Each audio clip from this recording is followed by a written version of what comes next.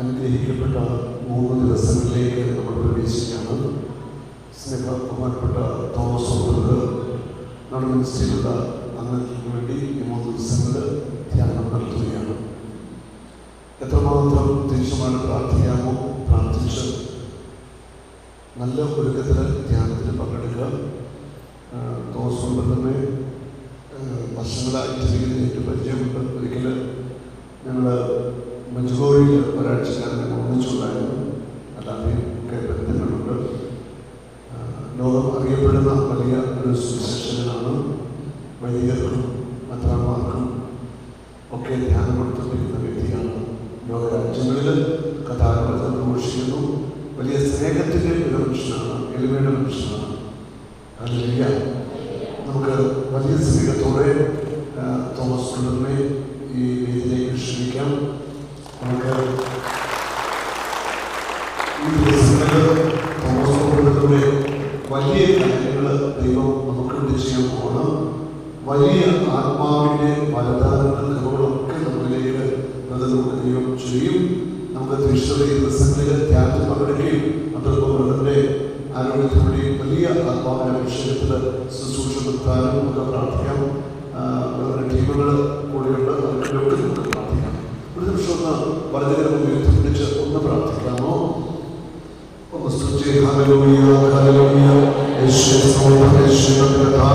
ഞങ്ങളെല്ലാവരും വലിയ സ്നേഹത്തോടെ തോമസ് പ്രാർത്ഥിക്കുന്നു. ഞങ്ങളുടെ ആത്മാവിന്റെ ഉന്നതമായ കൃപകൾ, വചനത്തിന്റെ വ്യത്യസ്തമായ വ്യാഖ്യാന തലങ്ങൾ, അഭിഷേകത്തിന്റെ അഗ്നി കൊണ്ട് വചനം പഠിക്കണമേ. ഉന്നത കൃപാവരങ്ങളുടെ സമൃദ്ധി നൽകട്ടെ, വരദാനങ്ങളുടെ സമൃദ്ധി നൽകട്ടെ. ആത്മാവ് ജ്വലിക്കട്ടെ, അതിലെ കൃപകൾ കൊണ്ട് ജ്വലിക്കട്ടെ. യേശുവിന്റെ നാമത്തിൽ ഞങ്ങളെല്ലാവരും ഒന്നു ചേർന്ന് ഞങ്ങളുടെ പ്രിയപ്പെട്ട മകനെ അനുഗ്രഹിച്ചു പ്രാർത്ഥിക്കുന്നു. സ്വർഗത്തിന്റെ അഗ്നി നഗരങ്ങൾ വ്യാപരിക്കട്ടെ, സ്വർഗത്തിന്റെ അഗ്നി ഇറങ്ങട്ടെ, വചനത്തിന്റെ അഭിഷേകം നിറയട്ടെ, കൃപാവരങ്ങൾ ജ്വലിക്കട്ടെ. Hallelujah, hallelujah, hallelujah, hallelujah, hallelujah.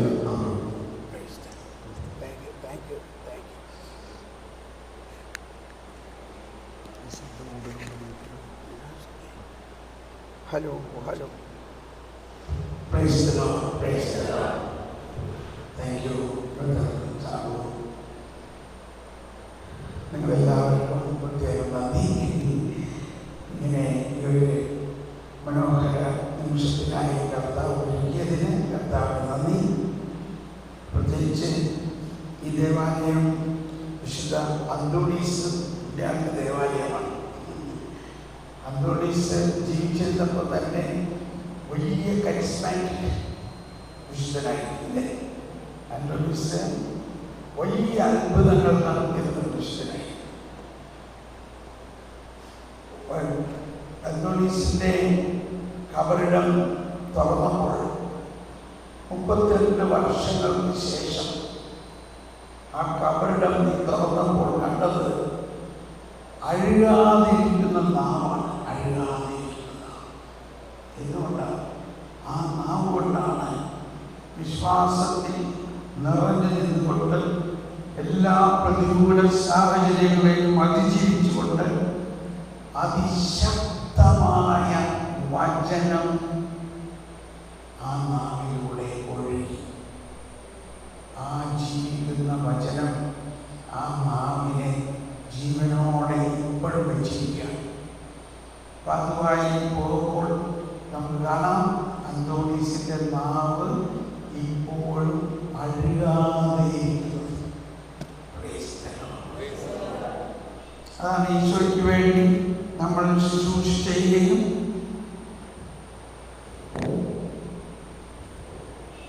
നമ്മുടെ ശുശ്രൂഷകളിലൂടെ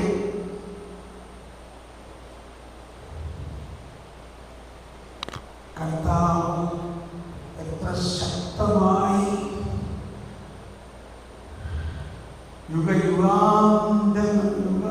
യുഗയുഗാന്ത്യങ്ങളിലേക്ക് നമ്മുടെ ശുശ്രൂഷകളെ പ്രസരിപ്പിക്കുന്നു എന്നുകൂടി മനസ്സിലാക്കിയാൽ നമ്മൾ ഈ കാലഘട്ടത്തിൽ കുറച്ച് നാൾ ജീവിച്ച് ശുശ്രൂഷ നടത്തി പോകുന്നവരല്ല.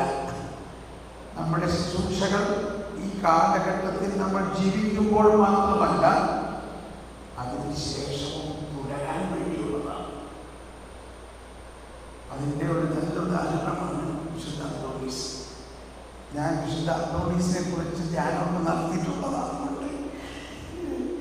ഇനി പറയാം വിശുദ്ധ അന്തോണീസിന്റെ അത്ഭുതങ്ങളല്ല. അതിൽ നമ്മൾ ഈ ധ്യാനത്തിൽ പ്രത്യേകം ഉൾക്കൊള്ളേണ്ട ഒരു കാര്യം, വിശുദ്ധ അന്തോണീസ് മരിച്ചവരെ ഉയർപ്പിക്കുമായിരുന്നു. മരിച്ചവരെ ഉയർപ്പിക്കും. അങ്ങനത്തെ വരം വേണോ നമുക്ക്? വേണോ? വേണോ? വേണോ? അപ്പോൾ അതിൽ ലക്ഷ്യം വെച്ച് വേണം നമ്മൾ നീങ്ങാൻ.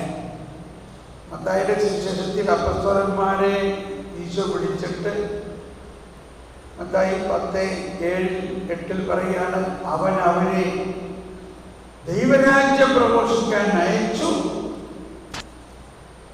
അതോടൊപ്പം പറഞ്ഞു, രോഗികളെ സുഖപ്പെടുത്തുവിൻ,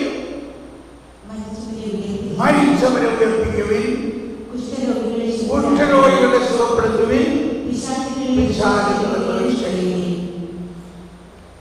നിരക്ഷരകുക്ഷികളായ അപ്പസ്തോലന്മാർ, യാതൊരു വിദ്യാഭ്യാസവും ഇല്ലാതെ വെറും മുക്കുവന്മാരായിരുന്ന സാധാരണക്കാരായ സാബു ബ്രദർ എന്നോട് പറഞ്ഞു, ബ്രദറെ ഞങ്ങളുടെ ടീം അംഗങ്ങളൊക്കെ വളരെ സാധാരണക്കാരാണ്, അതുകൊണ്ട് ബ്രദർ വലിയ ദൈവശാസ്ത്രമൊന്നും പറയരുത്. മനസ്സിലായോ? അപ്പോൾ ബിഷപ്പുമാരെയൊക്കെ ധ്യാനിപ്പിക്കണമായിരിക്കല്ലോ ഈ ധ്യാനം. അതുകൊണ്ട് നിങ്ങൾ ഈ മുക്കുവന്മാരെ അല്ലെങ്കിൽ നമ്മൾ ആ മുക്കുവന്മാരെ പോലെയുള്ള സാധാരണക്കാരായിരുന്നു. എങ്കിലും ഈശോ ആദ്യം തന്നെ അവർക്ക് എന്താ നൽകിയത്? ശുശ്രൂഷ ആരംഭിക്കാൻ പോവുകയാണ്. ആ ശുശ്രൂഷയ്ക്ക് വേണ്ടി അവരെ എന്ത് നൽകിയിട്ടാണ് ഒരുക്കിയത്? അവരെ സെമിനാരിയിൽ അയച്ചോ? സെമിനാരിയിൽ അയച്ചോ? സൈക്കോളജി പഠിപ്പിക്കാൻ അയച്ചോ? ഇല്ല. ഫിലോസഫി പഠിപ്പിക്കാൻ അയച്ചോ? ഇല്ല.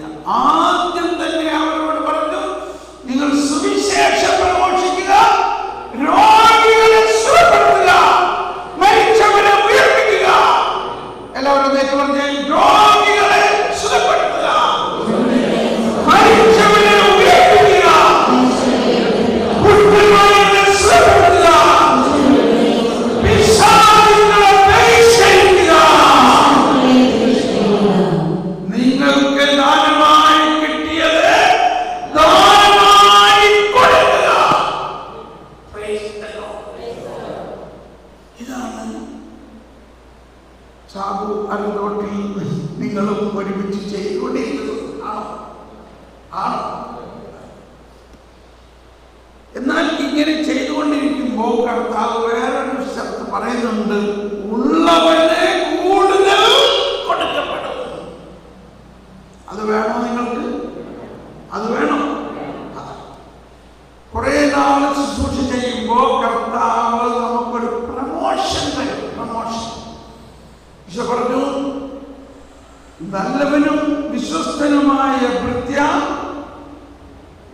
ചെറിയ കാര്യങ്ങളിൽ നീ വിശ്വസ്തനായിരുന്നതിനാൽ ഞാൻ നിന്നെ വലിയ കാര്യമേൽപ്പിക്കും. അതാണ് നമ്മുടെ ഈ ധ്യാനം. നിങ്ങൾ ഇത്രയും നാളും ചെയ്ത വളരെ നല്ല കാര്യങ്ങളെ പ്രതി ദൈവം ഈശോ സന്തുഷ്ടനാണ്. അതുകൊണ്ട് പറയും കൊള്ളാം എന്ന് പറഞ്ഞ എല്ലാവരും വചനമാണ്. എന്താണ് വചനം പറയുന്നത്? പൊതുച്ചത്തിൽ പറഞ്ഞേ കൊള്ളാം, കൊള്ളാം, പറഞ്ഞേ കൊള്ളാം. നല്ലവനും വിശ്വസ്തനുമായ ഭൃത്യ, ചെറിയ കാര്യങ്ങളിൽ വിശ്വസ്തനായതുകൊണ്ട് നിന്നെ അല്ലെങ്കിൽ നിങ്ങളെ ഞാൻ വലിയ കാര്യങ്ങളിൽ. നമുക്ക് പ്രധാനമായിട്ട് ഈശോ അവസാനം പറഞ്ഞതാണ്. യോഹന്നാന്റെ സുവിശേഷം 14-ാം അധ്യായത്തിൽ 12-ാമത്തെ വചനം പറയുന്നത്, എല്ലാവരും സത്യം സത്യമായി ഞാൻ നിങ്ങളോട് പറയുന്നു, എന്നിൽ വിശ്വസിക്കുന്നവൻ ഞാൻ ചെയ്ത പ്രവൃത്തികൾ ചെയ്യും. ഞാൻ പിതാവിന്റെ അടുത്തേക്ക് പോകുന്നത് കൊണ്ട് ഇവയേക്കാൾ വലിയ ഇത് വളരെ വലിയ രഹസ്യമാണ്. ഒന്നുകൂടി നമുക്ക് നേരിട്ട് പറഞ്ഞാലോ, ആ വചനം അതിൻ്റെ സ്വീകരിക്കുക. ഈശോ പറയുന്ന വചനം വെറും ഒരു ഇൻഫർമേഷനായിട്ടല്ല സ്വീകരിക്കേണ്ടത്. ഇറ്റ് ഈസ് ഒരു ഇൻഫർമേഷൻ അല്ല, ഒരു പ്രബോധനവും ഒരു പ്രവൃത്തിയുമാണ്. ആ വചനം ഈശോ പറഞ്ഞാൽ വചനം പ്രവർത്തിക്കും.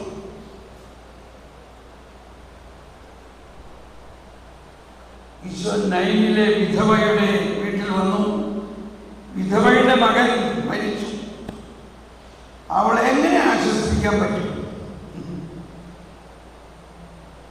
അവളെ ആശ്വസിപ്പിക്കാൻ മരിച്ച ആളെ തിരിച്ചു കിട്ടിയാലേ ആശ്വാസം.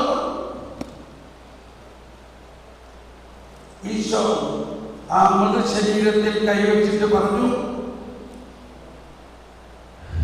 എന്ത് പറഞ്ഞു? യുവാവേ എഴുന്നേൽക്കുക. ഇല്ല, യുവാവേ ഞാൻ നിന്നോട് പറയുന്നു, എഴുന്നേൽക്കുക. Young man, I say to you, arise. എന്ത് സംഭവിച്ചു? അവൻ എഴുന്നേറ്റു. എന്നിട്ട് ഈശോയോട് ചോദിക്കുകയാണ്, അവൻ മനസ്സിലാക്കിയത് കൊണ്ടാണോ എഴുന്നേറ്റത്? ഈശോ പറഞ്ഞ ഒരു ഇൻഫർമേഷനായിട്ടോ അല്ലെങ്കിൽ അതിൻ്റെ അർത്ഥം അവൻ മനസ്സിലാക്കിയത് കൊണ്ടാണോ അവൻ എഴുന്നേറ്റത്? ആണോ? അല്ല. പിന്നെ എന്തുകൊണ്ടാണ് എഴുന്നേറ്റത്? ഈശോ ആകുന്ന വചനം, ആ വചനം ഒരു വ്യക്തിയാണ്. ആ വചനത്തിന് അതിൽ തന്നെ പറയുന്ന കാര്യങ്ങളെ പ്രാവർത്തികമാക്കാൻ അതിൽ തന്നെ ശക്തിയുണ്ട്. യുവാവേ ഞാൻ നിന്നോട് പറയുന്നു, എഴുന്നേൽക്കുക. നമ്മുടെ സീറോ മലബാർ ആരാധനാക്രമത്തിൽ റാസ കുർബാനയിലെ ഒരു പാട്ടുണ്ട്. മൃദരി ശബ്ദം കേൾപ്പി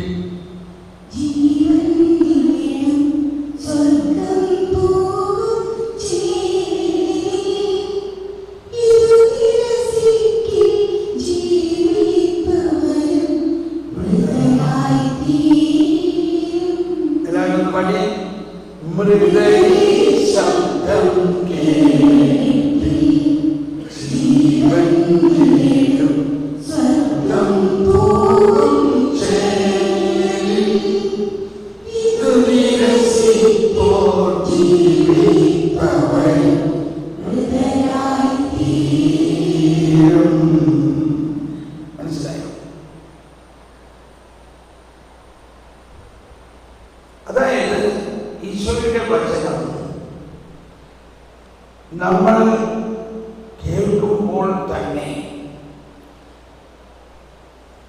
ആ വചനത്തിൽ ഉദ്ദേശിക്കുന്ന കാര്യം നമ്മുടെ വിശ്വാസം ഉള്ളത് നല്ലതാണ്. ഇനി വിശ്വാസമില്ലെങ്കിലും അയാൾ മരിച്ചിറക്കാം, യുവാവ് മരിച്ചിറക്കാം, അവനിപ്പോൾ വിശ്വാസമുണ്ടോ? അവന്റെ വിശ്വാസത്തിന്റെ അടിസ്ഥാനത്തിലാണോ? പറയുന്ന ആളുടെ വിശ്വാസം. അതാണ് ശുശ്രൂഷ എന്ന് പറയുന്നത്. വന്നിരിക്കുന്ന ആളുടെ വിശ്വാസം ഉണ്ടെങ്കിൽ നല്ലതാണ്. പക്ഷെ വരുന്ന ആൾക്കാരെല്ലാം വിശ്വാസമുള്ളവരാണെങ്കിൽ ഇവിടെ വരേണ്ട ആവശ്യമില്ല. മിക്കവാറും നമ്മുടെ ശുശ്രൂഷയ്ക്ക് വരുന്നവരിൽ അധികം പേരും വിശ്വാസത്തിൽ വളരാൻ വേണ്ടി കർത്താവ് കൊണ്ടുവന്നിരിക്കുന്ന. ഇപ്പോ നമ്മുടെ യൂട്യൂബിൽ ഒരു സാക്ഷ്യം ഓടിക്കൊണ്ടിരിക്കുന്നത് ഒരു നിരീശ്വരവാദി പെൺകുട്ടി ഉണ്ടായ വിശ്വാസത്തിൻ്റെ അനുഭവമാണ്. ഒരു ദിവസം കൊണ്ട് അല്ലെങ്കിൽ 2 ദിവസം കൊണ്ട് അവളുടെ ജീവിതം അടിമുടി മാറി. വിശ്വാസം ഇത് തന്നെയാണ് അവിടെ സംഭവിച്ചത്. യുവതി ഞാൻ നിന്നോട് പറയുന്നു, എഴുന്നേൽക്കും. അവളുടെ ഒരു തരം മരിച്ച അവസ്ഥയിലായിരുന്നു അല്ലേ, വിശ്വാസത്തിൽ. എന്നാൽ ഈശോയുടെ വചനം കേട്ടപ്പോൾ അവളിലേക്ക് ഈശോ തന്നെ കടന്നു വന്നു, അവളിലേക്ക് വിശ്വാസം വെച്ചു.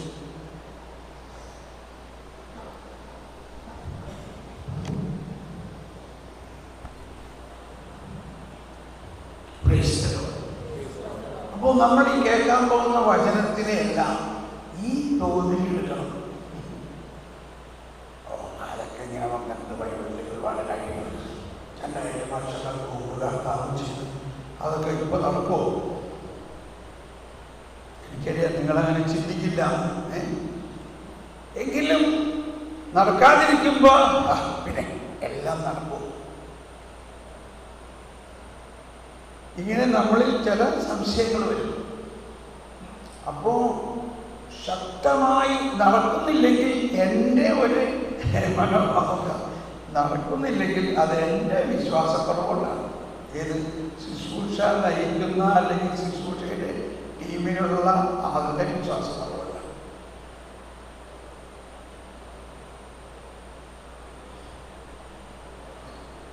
അതിനെ കുറ്റമായിട്ടല്ല. വിശ്വാസം ദൈവം തന്നിരിക്കുന്നത് പടിപടിയായി ഉയരാൻ വേണ്ടിയുള്ള ഒരു പ്രോഗ്രാമാണ്. പടിപടിയായി ഉയരാൻ വേണ്ടിയുള്ള ഒരു പ്രോഗ്രാമാണ്. ശുശ്രൂഷകരായ നമ്മൾ എല്ലാ ദിവസവും പല പ്രാവശ്യം പ്രാർത്ഥിക്കണം. എൻ്റെ വിശ്വാസം വർദ്ധിപ്പിക്കണേ, എൻ്റെ വിശ്വാസം വർദ്ധിപ്പിക്കണേ. അപ്പൊ അതിന് നിദാനമായ ഒരു സൂചനയാണ് ഞാൻ ഈ പറഞ്ഞത്. അവൻ മനസ്സിലാക്കിയത് കൊണ്ടാണ് ലാസറേ പുറത്തു വരിക. ലാസർ മനസ്സിലാക്കിയത് കൊണ്ടാണ് പുറത്തു വന്നത്. ഇവിടെ അവന്റെ സഹോദരിയുടെ വിശ്വാസം. ഈശോ പറഞ്ഞു, മാർത്ത മാർത്ത, നീ വിശ്വസിക്കുന്നുവോ? നീ വിശ്വസിക്കുമെങ്കിൽ ബാക്കി പറഞ്ഞേ, ദൈവമഹത്വം ഇപ്പൊ കാണും.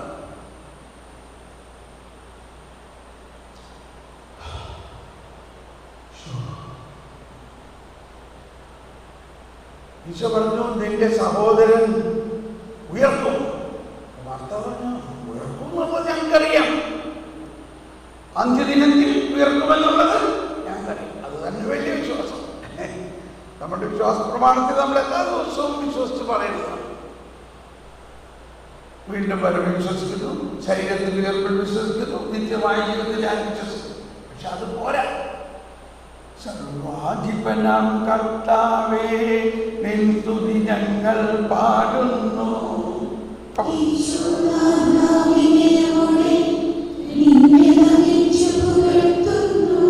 എന്തുകൊണ്ടാ?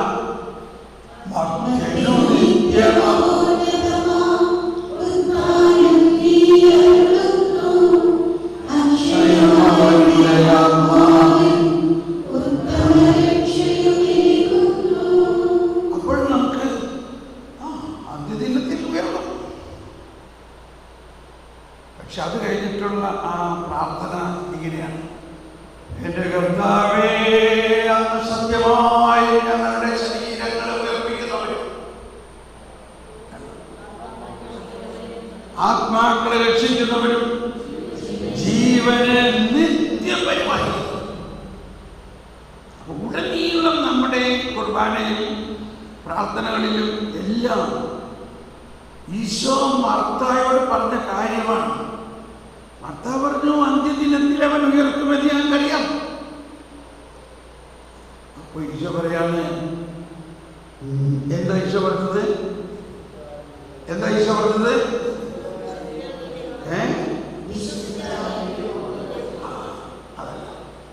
അതിന് മുമ്പ് പറഞ്ഞു, ഞാനാകുന്നു പുനരുത്ഥാനവും ജീവനും. എന്ന് പറഞ്ഞ എല്ലാവരും, ഞാൻ ആകുന്നു.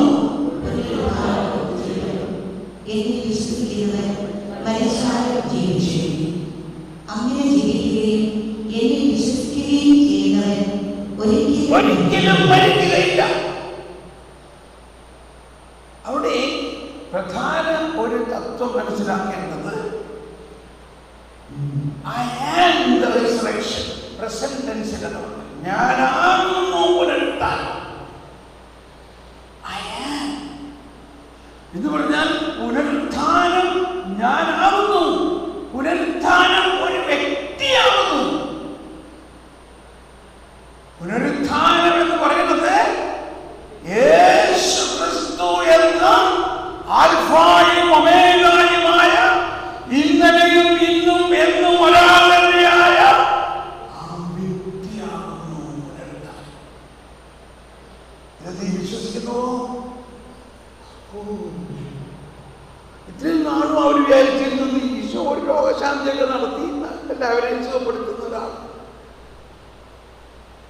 സഹോദരന് സുഖമില്ലാണ്ടായപ്പോൾ ഉടനെ ആളയച്ചു, നീ സ്നേഹിക്കുന്നവൻ രോഗിയായിരിക്കുന്നു. ഈശോ വന്നില്ല. എന്തുകൊണ്ട് വന്നില്ല? ഈശോ അതിലപ്പുറത്തുള്ളതാണെന്ന് ഈശോയ്ക്ക് പഠിപ്പിക്കാൻ വേണ്ടിയിട്ടാണ്. രോഗശാന്തി നൽകുന്നത് ഒരു വശം, എന്നാൽ അതിനേക്കാൾ വലുത് ഈശോ വന്നില്ല. അവൻ ചവടക്കിനും വന്നില്ല. അത് കഴിഞ്ഞ് 4-ാം ദിവസമാണ് വരുന്നത്. എന്തുകൊണ്ടാണ്? 3 ദിവസം കഴിഞ്ഞാൽ ശരീരം അഴുകും. അങ്ങനെ അഴുകട്ടെ, അങ്ങനെ അവൻ അഴുകട്ടെ. 3 ദിവസം കഴിഞ്ഞാൽ പിന്നെ അവർ കബറിടത്തിൽ പോയില്ല. 3-ാം ദിവസം വരെ അവർ കബറിടത്തിൽ പോയി ലേപനം നടന്നു.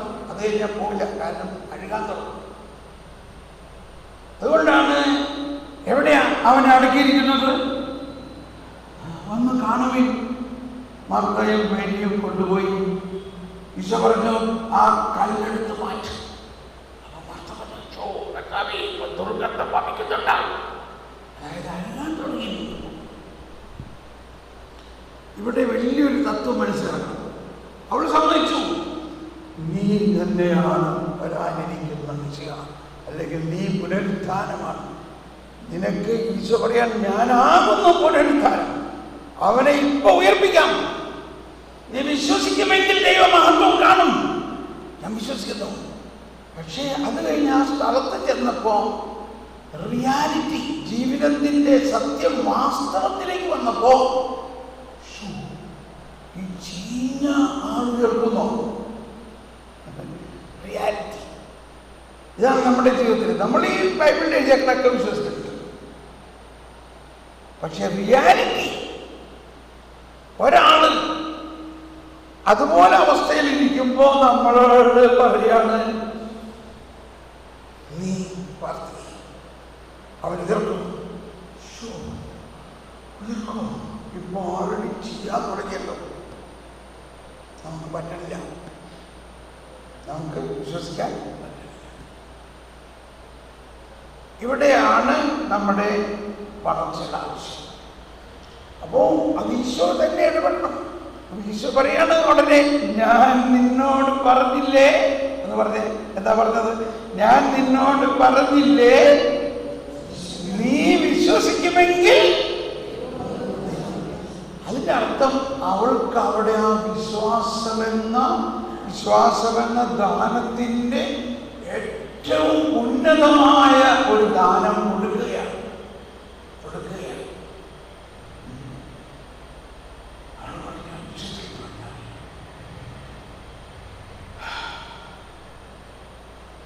ഇനി അടുത്ത സ്റ്റെപ്പ്, അവള് പ്രാർത്ഥിക്കണമെന്നില്ല. അവളോട് പ്രാർത്ഥിക്കാൻ പറഞ്ഞില്ല. എന്താ പറഞ്ഞത്? വിശ്വസിക്കാൻ. പ്രാർത്ഥിക്കുന്നത് ആരാണ്? ഈശോ പ്രാർത്ഥിക്കുന്നത്. ഈശോ നിത്യ പുരോഹിതനാണ്, ദൈവപുത്രനാണ്, ശരീരത്തിന്റെ ശിരസാണ്. ഈശോ പ്രാർത്ഥിക്കാൻ, പിതാവേ അങ്ങെപ്പോഴും എന്റെ പ്രാർത്ഥന കേട്ടോ. ഈശോയുടെ പ്രാർത്ഥന ഒരിക്കൽ പോലും പിതാവ് കേൾക്കാതിരിക്കില്ല. എപ്പോഴും എന്റെ പ്രാർത്ഥന കേൾക്കും. ഇനി എന്ത് വേണം? ഇതിൽ കൂടുതൽ എന്ത് വേണം? ഈശോ 33 പ്രാവശ്യം പ്രാർത്ഥിക്കണോ? 14 പ്രാവശ്യം പ്രാർത്ഥിക്കണോ? സോറി, എനിക്കറിയില്ല നിങ്ങളുടെ സിറ്റുവേഷൻ എന്താണ്. അപ്പൊ അമ്മ ഒരു കൊച്ചമ്മയോട് പറഞ്ഞു, അമ്മ ഒരു ഓംലെറ്റ് ഉണ്ടാക്കി തരാമോ? നീ ഒരു 33 പ്രാവശ്യം ചോദിച്ചു, എന്നിട്ട് തരാം, അങ്ങനെ പറയുക. ഇതൊക്കെയാണ് ഇന്നത്തെ നമ്മുടെ അവസ്ഥ.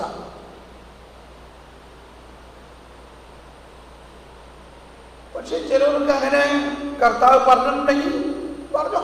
പക്ഷേ ഈശോയെ സംബന്ധിച്ച് ഒറ്റ പ്രാവശ്യം പറയുക പോലും വേണ്ട, മനസ്സിൽ വിചാരിക്കുമ്പോഴേ അവിടെ നടക്കുകയാണ്.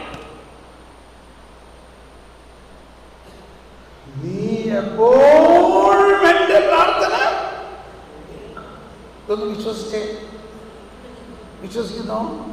ഈശോ പ്രാർത്ഥിച്ചാൽ അത് കേൾക്കും എന്ന് നിങ്ങൾ വിശ്വസിക്കുന്നോ? വിശ്വസിക്കും. ഇനിയാണ് അത്ഭുതം നടക്കാൻ പോകുന്നത്. അപ്പൊ ഈ അത്ഭുതം നടക്കുന്നതിന്, വലിയ അത്ഭുതം നടക്കുന്നതിന് ഇത്രയും ചേരുവകൾ വേണം. ഒന്ന്, നമ്മൾ വിശ്വസിക്കണം ഈശോ ആരാണ്? Christ the king. അതാണല്ലോ രാജാവാണ് ഈശോ. എന്തർത്ഥത്തിലാണ് ഈശോ രാജാവ്? നമ്മൾ ഈ കാണുന്ന നാട്ടുരാജാക്കന്മാരുമായിട്ടുള്ള രാജാവാണോ? ഈശോ ഈ പ്രപഞ്ചത്തിന്റെ മുഴുവനും, ഈ അണ്ടകടാഹങ്ങളുടെ മുഴുവനും സർവാധിപനാണ് ഈശോ. ആ അർത്ഥത്തിലാണ് നമ്മൾ മോളിലേക്ക് കരമുയർത്തുന്നത്. ഈശോ ആകാശത്തിന്റെ മുകളിലൊന്നുമല്ല ഇരിക്കുന്നത്. ഈശോ സർവവ്യാപിയായ ഒരു രാജാവാണ്. സർവവ്യാപി.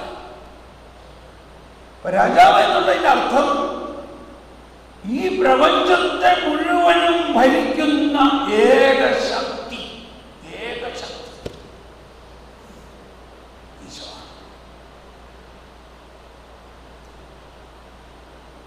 ഈശോ അറിയാതെ ഒരു ഇല പോലും വീഴില്ല എന്നാണ് പല വിശുദ്ധരോടും പറഞ്ഞിട്ടുള്ളത്.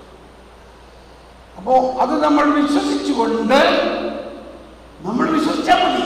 ഈശോയോട് പ്രാർത്ഥിക്കണം. ഈശോ പ്രാർത്ഥിക്കണം, പിതാവേ അങ്ങന്റെ പ്രാർത്ഥന കേൾക്കുമെന്ന് എനിക്കറിയാം. എങ്കിലും ഞാനിപ്പോ ശബ്ദം ഉയർത്തി പ്രാർത്ഥിക്കുകയാണ്. ഈ ജനം മുഴുവനും എന്നിൽ വിശ്വസിക്കുന്നതിനായിട്ട് അങ്ങാണ് എന്നെ അയച്ചതെന്ന് ഈ ലോകം വിശ്വസിക്കുന്നതിനായിട്ട് ഞാൻ വിശ്വാസം പ്രസരിക്കാൻ വേണ്ടിയിട്ടാണ് ഈ അത്ഭുതം നടത്തുന്നതും ഞാൻ പ്രാർത്ഥിക്കുന്നതും. പാവം സുഹൃത്തായ ലാസറിനെ മരിപ്പിച്ചതും എല്ലാം ആത്മസുഹൃത്താണ്. കുഞ്ഞുനാള് മുതൽ അവർ സുഹൃത്തുക്കളാണ്. ആ ലാസറിനെ കർത്താവ് മരിപ്പിച്ചത് അവനെ ഉയർപ്പിക്കാൻ വേണ്ടിയാണ്. അതിലൂടെ ദൈവത്തിന്റെ മഹത്വം പ്രകടമാക്കാൻ വേണ്ടിയാണ്. എന്ത് മഹത്വം? ഉയർപ്പിന്റെ മഹത്വം. അതാണ് എല്ലാ ശുശ്രൂഷയുടെയും ആന്തരികമായ ആവശ്യം. എന്തിനാണ് ഇതൊക്കെ മഹത്വം? ദൈവത്തിന്റെ പ്രവൃത്തി പ്രകടമാകാൻ വേണ്ടിയിട്ട്. ലാസറേ പുറത്തു വരിക.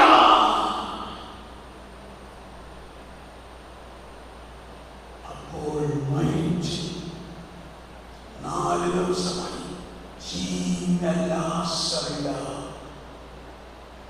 പുതുജീവൻ പ്രാപിച്ചു പുറത്തു.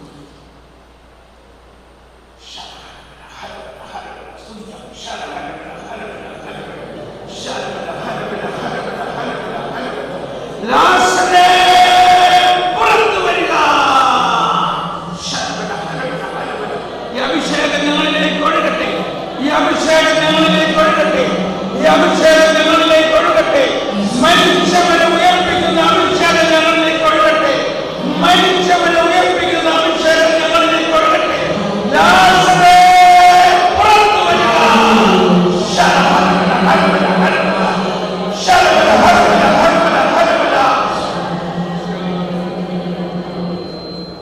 ഇപ്പോ ആർക്കോ ശക്തമായ പെടലി വേദന, നെക്ക് പെയിൻ ആർക്കോ സുഖമാകുന്നുണ്ട്. ഇപ്പോ പെടലിക്ക് വേദന ഉണ്ടായിരുന്നു. പെടലി തിരിക്കാൻ പറ്റാത്ത ഉണ്ടായിരുന്ന ഒരാളെ കർത്താവ് സുഖപ്പെടുത്തുന്നുണ്ട്. ആർക്കാണ് അങ്ങനെ കിട്ടുന്നത്? കൈവെത്താമോ? പെടലിക്ക് ഇങ്ങനെ ബുദ്ധിമുട്ടുണ്ടായിരുന്ന ഒരാളെ കർത്താവ് സുഖപ്പെടുത്തുന്നു. ഒന്ന് എഴുന്നേൽക്കാമോ? ഒന്നുകൂടെ വരെ വന്ന് പറയാമോ? 3 പേരോ പറയൂ. ഇത് വളരെ പ്രധാനപ്പെട്ട ഒരു സാക്ഷ്യമാണ്.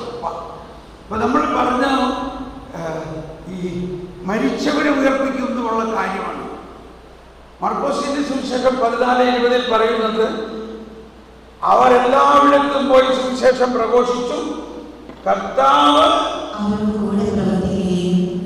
അവരോട് കൂടെ പ്രവർത്തിക്കുകയും അടയാളങ്ങൾ കൊണ്ട് വചനത്തെ സ്ഥിരീകരിക്കുകയും ചെയ്തു. ഇവിടെ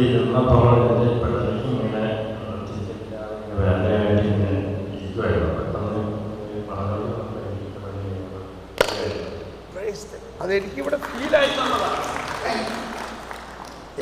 വെരി ഗുഡ്.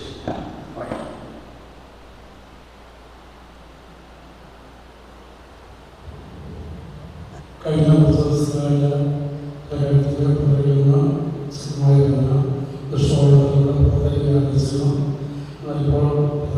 സമയത്ത് പൂർണ്ണമായിട്ട്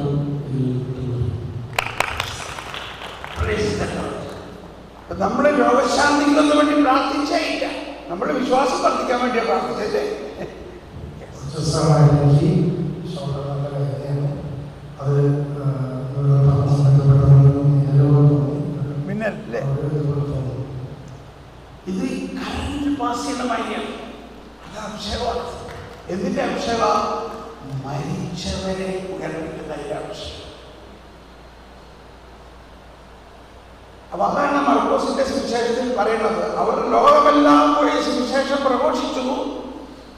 ആ പ്രഘോഷിക്കുന്ന സുവിശേഷം കർത്താവിന്റെ വിസ്മരണീയമായ രഹസ്യങ്ങളെ കുറിച്ച് പ്രഘോഷിക്കുമ്പോൾ കർത്താവ് അടയാളങ്ങൾ നൽകിക്കൊണ്ട് അതിനെ സ്ഥിരീകരിക്കും. അപ്പൊ നമ്മൾ എന്ത് പ്രഘോഷിക്കണം? നമ്മൾ പ്രഘോഷിക്കുന്നതിനുള്ള അഭിഷേകം ഉണ്ടാവുന്നത് ഞാനാകുന്നു പുനരുത്ഥാനം. ഞാൻ, അതായത് പുനരുത്ഥാനം എന്നത് ഒരു വ്യക്തിയാകുന്നു.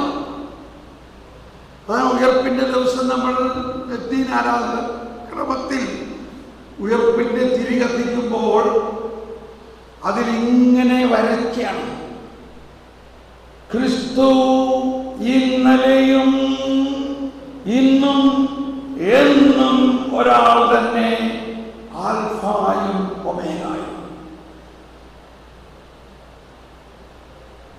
ഒരാൾ. ആരാണ് ആ ഒരാൾ? ക്രിസ്തു. ആരാണ് ആ ക്രിസ്തു? ഞാനാകുന്നു പുനരുത്ഥാനം. ഇത് മനസ്സിലാക്കാൻ ഇത്തിരി ബുദ്ധിമുട്ടാണ്. എങ്ങനെയാണ് പുനരുത്ഥാനം ഒരു വ്യക്തിയാകുന്നത് നമ്മൾ മനസ്സിലാവും. ഓക്കെ, അപ്പൊ നമുക്ക് ഈ വചനത്തിലേക്ക് ഒന്നുകൂടി വരാം. യോഹന്നാൻ 14:12 ഒന്നുകൂടി വായിക്കാം. യോഹന്നാൻ 14:12. സത്യമായി ഞാൻ നിങ്ങളോട് പറയുന്നു, എന്നിൽ വിശ്വസിക്കുന്നവൻ ഞാൻ ചെയ്യുന്ന പ്രവൃത്തികൾ ചെയ്യും. ഞാൻ പിതാവിന്റെ അടുത്തേക്ക് പോകുന്നത് കൊണ്ട് ഇവയേക്കാൾ വലിയവയും ഇപ്പോ ഇത് ഓൺലൈൻ പോയിക്കൊണ്ടിരിക്കുകയാണ്. ലൈവില് ഒരാൾക്ക് സൗഖ്യം കിട്ടിയതായിട്ട് പറയുന്നു. സണ്ണി കുര്യൻ, നമ്മുടെ തന്നെ ടീമിലുള്ളതാണ്. സണ്ണി, ഹലോ സണ്ണി. സണ്ണി കുര്യൻ എഴുതിയിരിക്കുകയാണ്, എനിക്കും സൗഖ്യം കിട്ടിയിട്ടുണ്ട്. ഇവിടെ ഉണ്ടായിരുന്ന ആളുകൾ മാത്രമല്ല, അതുപോലെ ലോകത്തിന്റെ പല ഭാഗത്തു നിന്നും ഇത് ഇനി കാണുന്ന സമയത്തും സൗഖ്യം കിട്ടും. സാബു, നിങ്ങളുടെ ശുശ്രൂഷകൾ ഈ യൂട്യൂബിലൂടെ എന്തിനാണ് നമ്മളിങ്ങനെ പ്രസരിപ്പിക്കുന്നത്? അത് യൂട്യൂബിലെ കണ്ടുകൊണ്ടിരിക്കുന്ന സമയത്ത് മറ്റുള്ളവർക്ക് സൗഖ്യം കിട്ടും. ഇവിടെ എത്തിയിരിക്കുകയാണ്, എനിക്കും സൗഖ്യം കിട്ടും. ഓക്കെ, അപ്പോ ഒന്നുകൂടി പറഞ്ഞ വചനം, സത്യം സത്യമായി ഞാൻ നിങ്ങളോട് പറയുന്നു, എന്നിൽ വിശ്വസിക്കുന്നവൻ ഞാൻ ചെയ്യുന്ന പ്രവൃത്തികൾ ചെയ്യും. ഞാൻ പിതാവിന്റെ അടുത്തേക്ക് പോകുന്നത് കൊണ്ട് അവൻ ചെയ്യും. ഇതൊന്ന് വിശ്വസിക്കാമോ? ഇത് വിശ്വസിക്കാൻ പറ്റുന്നുണ്ടോ? എന്താണ് ആദ്യം പറയേണ്ടത്? ഞാൻ ചെയ്യുന്ന പ്രവൃത്തികൾ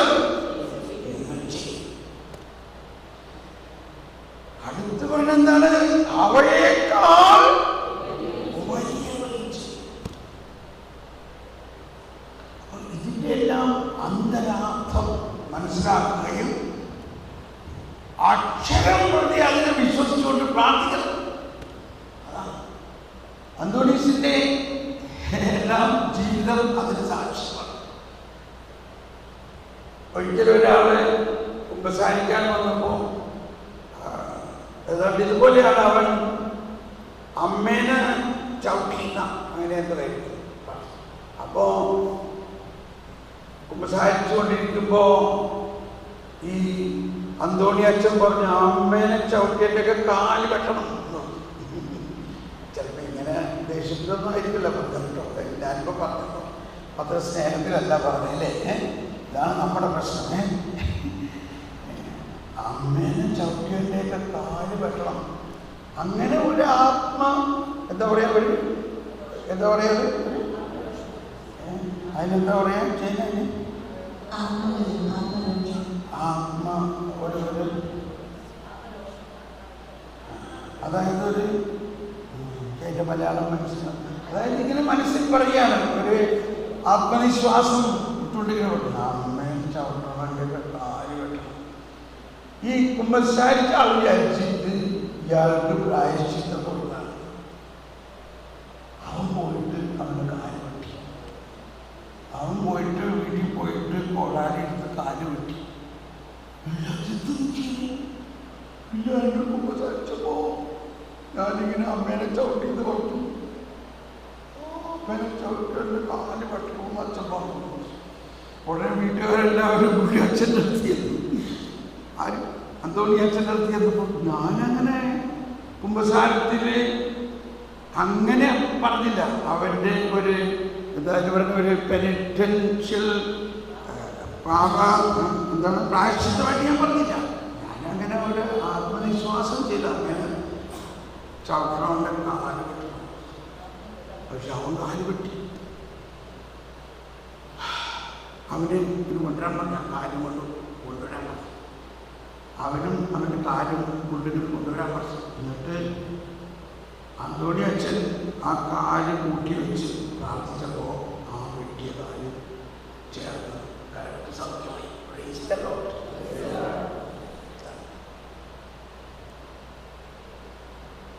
ഇങ്ങനെ അന്തോണീസിന്റെ ജീവിതത്തിൽ ഒരുപാട് അത്ഭുതങ്ങൾ നമുക്ക് കാണാം. അതുകൊണ്ട് അന്തോണീസ് മരിച്ചു കഴിഞ്ഞ് ഒരു വർഷത്തിനകത്ത് വിശുദ്ധനായി.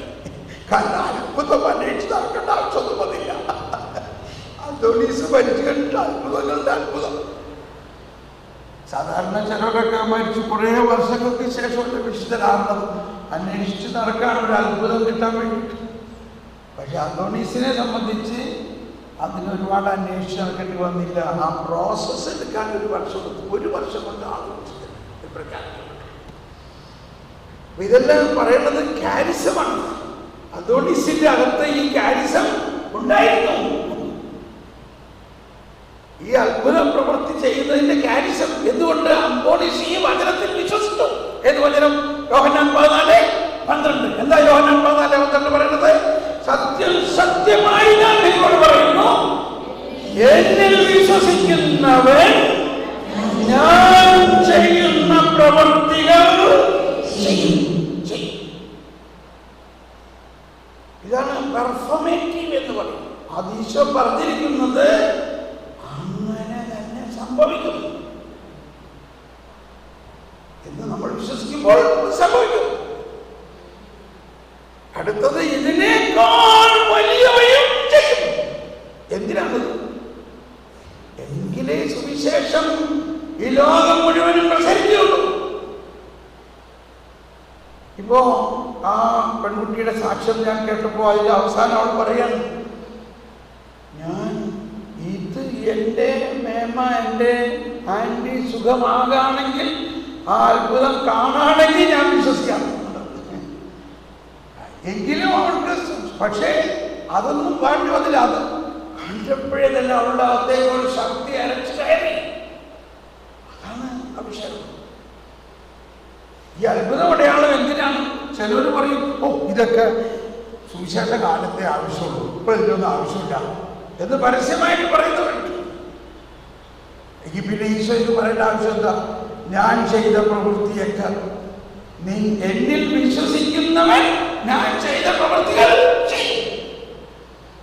മർക്കോസിന്റെ സുവിശേഷത്തിൽ അവസാനം പറയുകയാണ്, എന്നിൽ വിശ്വസിക്കുന്നവനൊരു അടയാളം ഉണ്ടാവും. എന്താ ഒരു അടയാളം?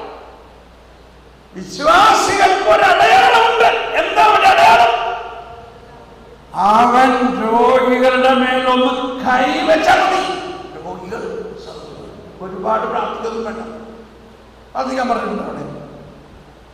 ഞാനിങ്ങനെ പറയാറുള്ളത്, I am not a healer, I am a believer. ഞാനൊരു രോഗസൗഖ്യം കൊടുക്കുന്ന ആളൊന്നുമല്ല, ഞാനൊരു വിശ്വാസിയാണ്. I am not a healer, I am a believer. ഞാനൊരു വിശ്വാസിയാണ്. അതിൽ ഞാൻ അഭിമാനിക്കുന്നു. ഞാൻ യേശുക്രിസ്തുവിന്റെ ജനനവും മരണവും യേശുക്രിസ്തുവിന്റെ ജനനത്തിലൂടെ തന്നെ നമ്മളെല്ലാവരും ഈശോയുടെ ശരീരത്തിലാണ് ഞാൻ വിശ്വസിക്കുന്നത്. അങ്ങയുടെ ദൈവിക ജീവനിൽ ഞങ്ങളെ പങ്കുകാരാക്കാൻ അങ്ങ് ഞങ്ങളുടെ മനുഷ്യ സ്വഭാവം സ്വീകരിച്ചിട്ടുണ്ട്. ബലഹീനരായ ഞങ്ങളെ, അധപ്പതിച്ച ഞങ്ങളെ സമുദ്ധരിച്ചു. ബലഹീനരായ ഞങ്ങളെ ജീവിപ്പിച്ചു. മൃതരായ ഇതെല്ലാം ഈ മനുഷ്യാവതാരത്തിൽ നടന്നു. അതിനുശേഷം നമ്മുടെ പാപങ്ങൾ അവൻ ഉന്മൂലനം ചെയ്തു കുരിശിലൂടെ. നമ്മളുടെ പുനരുത്ഥാനത്തിലൂടെ പുതുജീവൻ നൽകി. സ്വർഗാരോഹണത്തിലൂടെ നമുക്കായി സ്വർഗം തുറന്നു. അപ്പൊ നമ്മളെവിടെയാണ്? അപ്പൊ നമ്മൾ പിതാവിൻ്റെ കൂടെ, ഈശോയുടെ പിതാവിൻ്റെ വലതു ഭാഗത്തും ഈശോയോട് കൂടെ ഇരിക്കുകയാണ്. അതുകൊണ്ടാണ് നമ്മൾ കുരിശിക്കും പിതാവിൻ്റെയും പുത്രന്റെയും പരിശുദ്ധാത്മാവിൻ്റെയും എന്ന് പറഞ്ഞാൽ ഇടത്തേ വശത്തു നിന്നും നമ്മളെ വലതുവശത്തേക്ക് മാറ്റി കഴിയും. നമ്മളിപ്പോൾ എവിടെയാണ്? നമ്മളിപ്പോൾ തന്നെ വലതുവശത്താണ്. എഫേസോസ് 2:6 പറയുന്നത് വായിക്കാം. യേശുക്രിസ്തുവിനോടുകൂടെ അവിടുന്ന് നമ്മെ ഉയർപ്പിച്ച് സ്വർഗ്ഗത്തിൽ അവനോടുകൂടെ ഇരുത്തുകയും ചെയ്തു. എല്ലാവരും ഒന്ന് സാവധാനം വായിച്ചത്. യേശുക്രിസ്തുവിനോടുകൂടെ അവിടുന്ന് നമ്മെ ഉയർപ്പിച്ച് സ്വർഗ്ഗത്തിൽ അവനോട് കൂടെ ഇരുത്തുകയും ചെയ്തിരിക്കുന്നു. ഒന്നുകൂടി എല്ലാവരും ഒന്ന് വായിച്ചേ. നിങ്ങളുടെ പുസ്തകത്തിൽ നോക്കി വായിച്ചത് എഫേസോസ് 2:6. യേശുക്രിസ്തുവിനോടുകൂടെ അവിടുന്ന് നമ്മെ ഉയർപ്പിച്ച് സ്വർഗ്ഗത്തിൽ അവനോടുകൂടെ ഇരുത്തുകയും ചെയ്തു.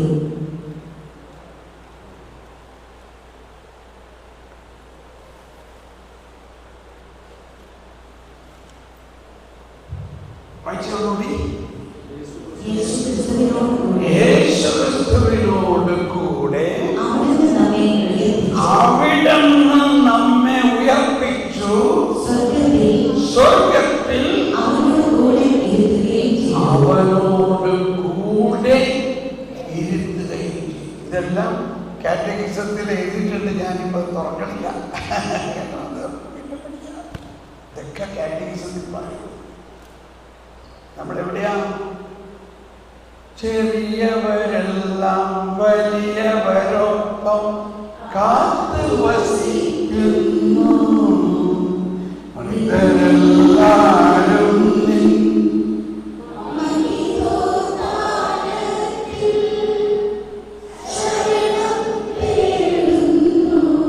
എല്ലാം ഉത്ഥാനത്തെ ലക്ഷ്യം വെച്ചുകൊണ്ടാണ്. പക്ഷെ ഈ അന്ത്യദിനത്തെ ഉത്ഥാനത്തെ ലക്ഷ്യം വെക്കുമ്പോഴെല്ലാം നമ്മൾ വിശ്വസിക്കുന്നത് ആ കർത്താവ് ഇപ്പോ ഇവിടെയുണ്ട്, നമ്മളിലുണ്ട്. ഈ വരാനിരിക്കുന്നവൻ ഇപ്പൊ തന്നെ നമ്മുടെ കൂടെയുണ്ട്.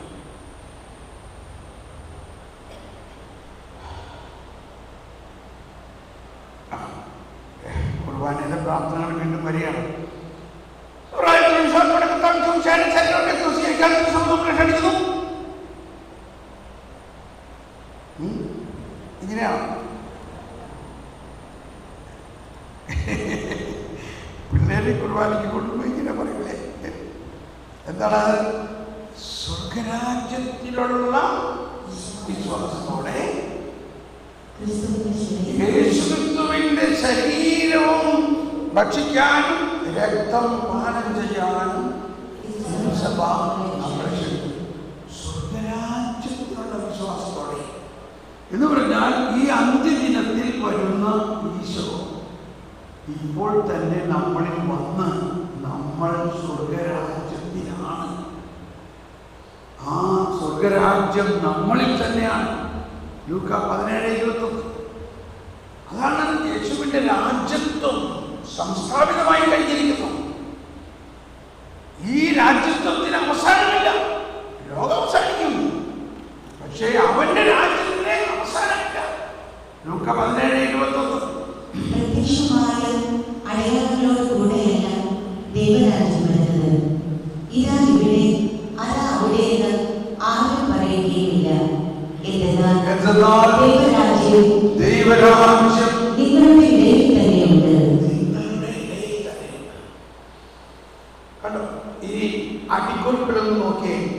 ഈ 17:21 അടിക്കുറിപ്പിൽ എന്താ? നിങ്ങളിൽ തന്നെയുണ്ട് എന്ന് ചെയ്യാം. ബൈബിളിന്റെ അടിക്കുറിപ്പുകൾ വായിക്കണം. എന്താ അവിടെ എഴുതിയിരിക്കുന്നത്? നിങ്ങളിൽ തന്നെ ഉണ്ട് എന്നും. അത് എഴുതിയ പോലെ ഇതാണ് ഈ വിവർത്തനം ചെയ്യുന്ന ആള് ഇച്ചിരി കരിസ്മാറ്റിക് ആണെങ്കിൽ നന്നായി തന്നെ. അതെഴുതിയില്ല, അതിന് പകരം വേറെ എഴുതി നിങ്ങളുടെ ഇടയിൽ തന്നെ ഉണ്ട് എഴുതിയിട്ട് വലിയ രഹസ്യം ഫുട് നോട്ടിലാണ് എഴുതുന്നത്. നിങ്ങളിൽ തന്നെ ഉണ്ട് എന്നും വിവർത്തനം ചെയ്യാം. ആ വിവർത്തനം വെച്ചുകൊണ്ടൊന്ന് വായിച്ചേ. പ്രത്യക്ഷമായ അടയാളങ്ങളോടുകൂടിയല്ല ദൈവരാജ്യം വരുന്നത്. ഇതാ ഇവിടെ ആരും പറയുകയില്ല. എന്തെന്നാൽ ദൈവരാജ്യം നിങ്ങളിൽ തന്നെയുണ്ട്.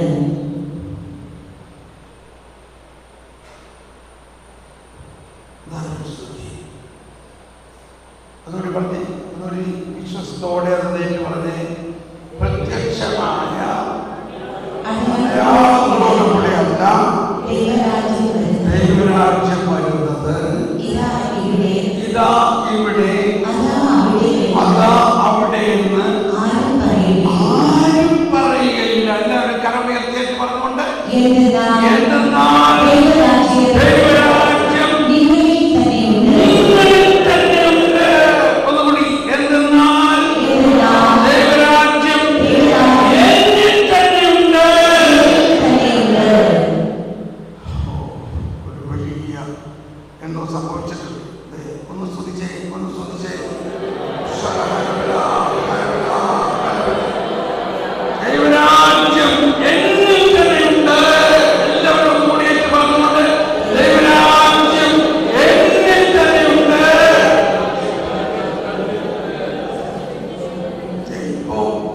ഇപ്പോ രണ്ട് സൗഖ്യങ്ങൾ. ഒന്ന്, നെഞ്ചിന് വേദന ഉണ്ടായിരുന്ന, നെഞ്ചിലൊരു പിടുത്തം അല്ലെങ്കിൽ വേദന ഉണ്ടായ ഒരാളെ ഒരു ഫ്രീഡം, ഭയങ്കര ഒരു സമാധാനം കിട്ടുന്ന നെഞ്ച് വേദന മാറി. അതോടൊപ്പം ഈ പറയുന്നത് തോളിൻ്റെ ഈ ജോയിന്റിന് പിടുത്തമുണ്ടായിരുന്ന ഒരാൾക്ക് ആ ജോയിന്റ് ഫ്രീ ആയി ഇങ്ങനെ കാണാം. അപ്പൊ ഈ ആദ്യത്തെ നെഞ്ചിന് വേദന ഉണ്ടായിരുന്ന ആൾക്ക് സൗഖ്യം കിട്ടിയ ആൾ ഇവിടെ ഉണ്ടോ? അത് ഉണ്ടെങ്കിൽ ഒന്ന് കൈപൊക്കി. നെഞ്ചിന് ഒരു സഹോദരി അവിടെ, ഇവിടെ സഹോദരി ഒന്ന് വരാം.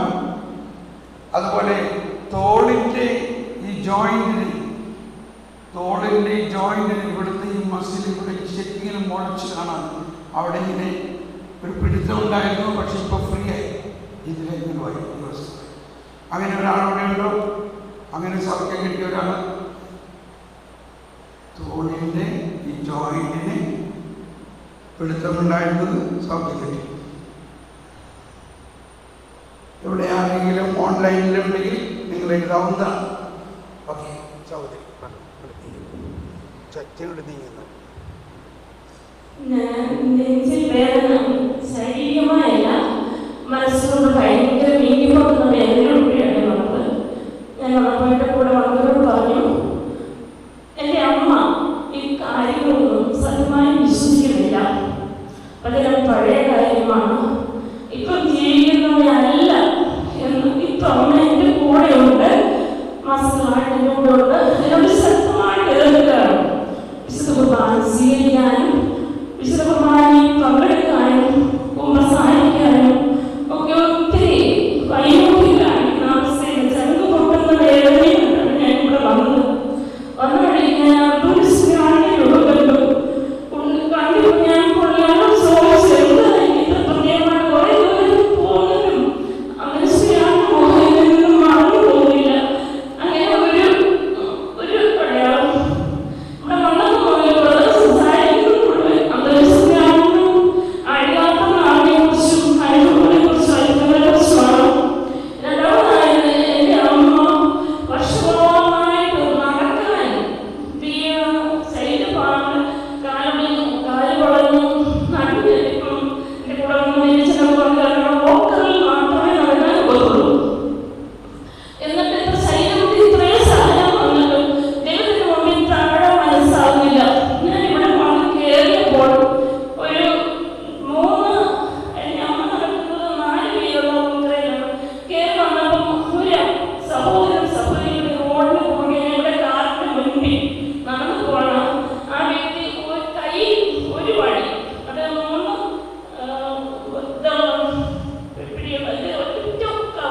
പിടിച്ചോണ്ടാണ്. ഞാൻ അവിടെ പ്രാർത്ഥിച്ചു. അവിടെ ചെല്ലുമ്പോൾ ഈ ഒരു അത്ഭുതം നമ്മൾ 4 ഓഫറിൽ നിന്ന് നന്നായി ഈ 3 വീടുകളിൽ ഒറ്റപ്പിടി നടക്കുന്ന ഒരു അവസ്ഥയിലേക്കുള്ള ഒരു അടയാളം എനിക്ക് തരണം. ഞാൻ വിശ്വസിക്കണം. എനിക്ക് വേണ്ടിയാണ് ഞാൻ ചങ്ക് പൊട്ടി പ്രാർത്ഥിക്കുന്നത്. ഞാൻ ഇവിടെ വന്ന് സംസാരിക്കുന്നതെല്ലാം എനിക്ക് വേണ്ടി മാത്രം സംസാരിക്കുന്നു എന്നൊരവസ്ഥ വന്നിരുന്നപ്പോൾ മുതൽ ഞാൻ അനുഭവിക്കുന്നത് ഒരു ആത്മീയ വിടുതൽ ഞാൻ ഇപ്പോൾ അനുഭവിച്ചു. ദൈവത്തിന് സ്തുതി.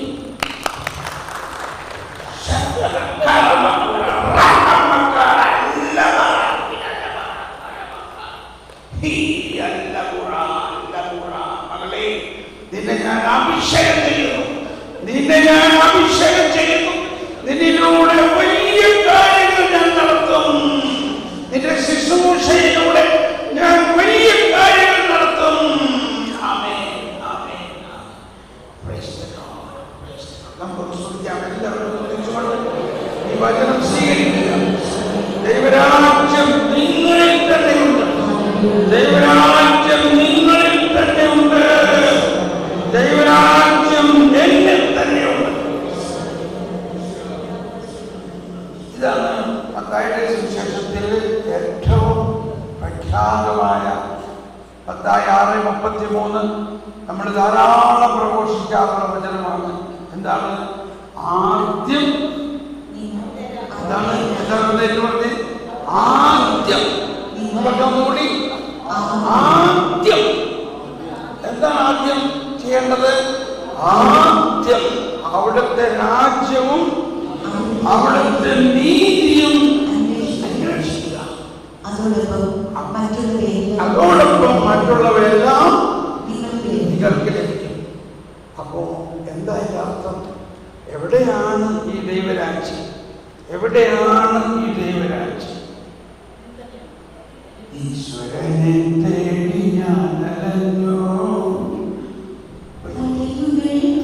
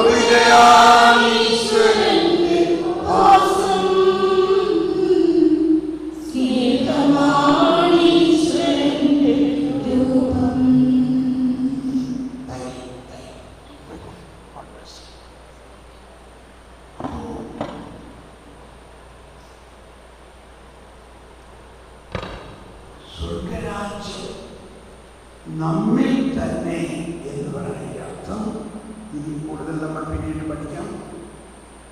അതാണ് അത്ഭുതത്തിൻ്റെയും വിശുദ്ധിയുടെയും വിമോചനത്തിൻ്റെയും എല്ലാം സെൻട്രൽ പോയിന്റ്.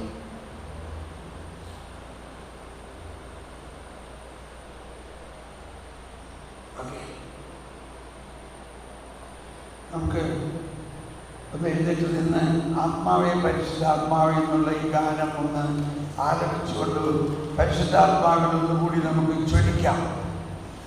നമ്മളിലിപ്പോൾ ഈ ദൈവരാജ്യം നമ്മിൽ തന്നെ എന്ന് പറയുന്നതിൻ്റെ മറ്റൊന്ന് പരിശുദ്ധ ത്രിത്വം നമ്മിൽ തന്നെ, പരിശുദ്ധാത്മാവ് നമ്മിൽ തന്നെ. പണ്ടെല്ലാം നമ്മൾ പാടും ആത്മാവെ പറന്നിറങ്ങണേ. തീർച്ചയായിട്ടും പറന്നിറങ്ങും, എന്നാൽ ഇറങ്ങി ഇപ്പൊ എവിടെയാ? ഇപ്പൊ നമ്മളിലുണ്ട്. അപ്പൊ നമ്മൾ ഈ ശുശ്രൂഷയുടെ ആരംഭത്തിൽ എനിക്ക് കിട്ടിയ വലിയ ഒരു അനുഗ്രഹം, ഈ ഒരു രഹസ്യം മനസ്സിലായി. ദൈവരാജ്യം എന്നിൽ തന്നെ, പരിശുദ്ധാത്മാവ് എന്നിൽ തന്നെ. പരിശുദ്ധാത്മാവ് എവിടെയുണ്ടോ അവിടെ പിതാവുണ്ട്, പുത്രനുണ്ട്. പിതാവെന്നോടുകൂടെ, പുത്രനെന്നോടുകൂടെ, സ്വർഗരാജ്യം എന്നിൽ തന്നെ എന്ന് അന്ന് 30 വർഷം മുമ്പ് എഴുതിയ ഗാനമാണ്. ഇതില്ലാതെ നമ്മൾ ധ്യാനിപ്പിക്കാറില്ല. അത് മുഴുവനും ഈ ഒരു രഹസ്യമനുസരിച്ചിട്ടാണ്. അപ്പൊ ഇതൊരു ഗാനമല്ല, ഇതൊരു സത്യമാണ്. ആ ബോധ്യത്തോടെ നമുക്കൊന്ന് പാടി നമ്മളിൽ ഉള്ള പരിശുദ്ധാത്മാവിനും നമ്മിലുള്ള ദൈവരാജ്യത്തെ ഒന്ന് ജ്വലിപ്പിക്കാം.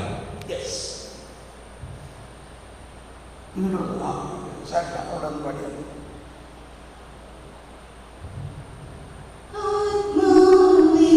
പരിശുദ്ധാത്മാവേ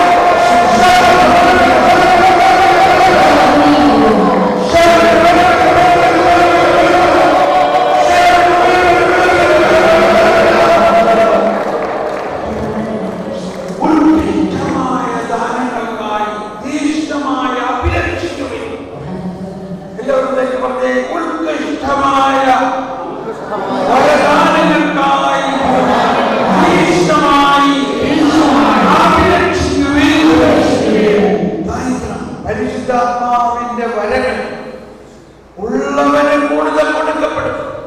അളന്നല്ല ദൈവം ആത്മാവിനെ നൽകുന്നത്, അളവില്ലാതെ. അതുകൊണ്ടൊന്നുകൂടി ദാഹിക്കുന്നവർ എന്നെ അടുക്കൽ വരുവിൻ, എന്നിൽ വിശ്വസിക്കുന്നവന്റെ ഹൃദയത്തിൽ നിന്നും ജീവജലത്തിന്റെ അരുവികൾ ഒരരുവിയല്ല, നിരവധി അരുവികൾ ഒഴുകും. നിരവധി വരങ്ങൾ നമുക്കുണ്ട്. അതെല്ലാം ഇനി പുതിയ ചക്രവാളമായിട്ട് ഒരു പുതിയ ശക്തമായ ശുശ്രൂഷയായിട്ട് മാറാൻ വേണ്ട രീതിയിൽ കർത്താവ് വലിയ ജ്വലനം നൽകാൻ പോവുകയാണ്. അതുകൊണ്ട് ദാഹത്തോടെ ഒന്നുകൂടി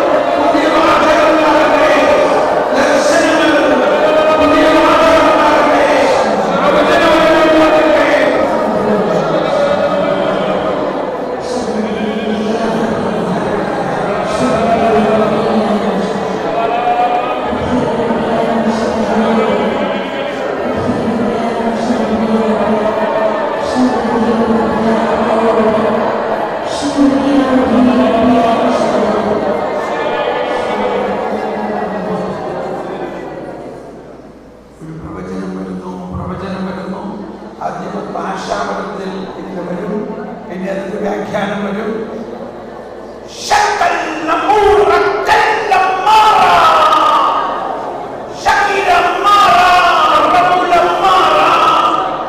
എന്റെ വാത്സല്യഭാചനങ്ങളെ, നിങ്ങളിലൂടെ ഞാൻ പുത്തൻ ശുശ്രൂഷകൾക്ക് പുതിയ തറക്കല്ലിടുന്നു.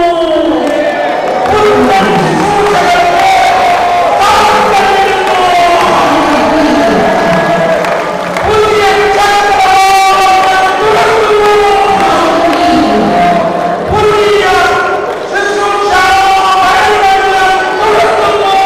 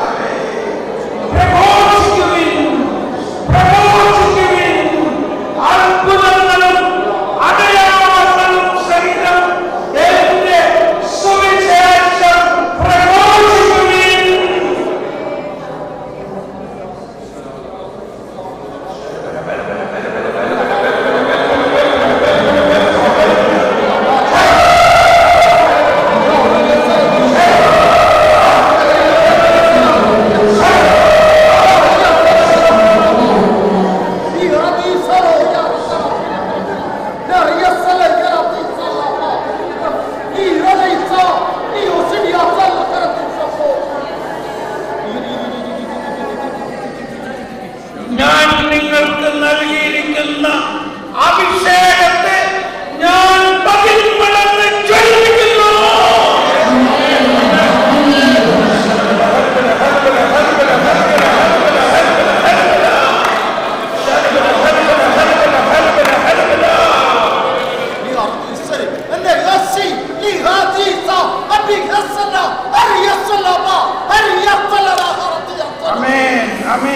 ഇത് ഭാഷാവരത്തിലുള്ള പ്രവചനമാണ്. ഇപ്പോൾ ഇദ്ദേഹം നൽകിയത് ഭാഷാവരത്തിലുള്ള പ്രവചനമാണ്. അതിന്റെ വ്യാഖ്യാനം ഇതാണ്: മക്കളെ, ഞാൻ നിങ്ങളിൽ സംപ്രീതനാണ്. ഞാൻ നിങ്ങളെ വലിയ കാര്യങ്ങൾ ചെയ്യും. ഞാൻ നിങ്ങളുടെ വലിയ കാര്യങ്ങൾ ചെയ്യും.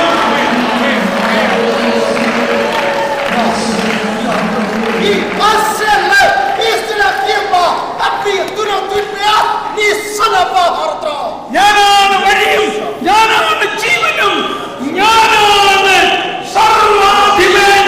ഞാൻ തന്നെ നിങ്ങളിലുണ്ട്.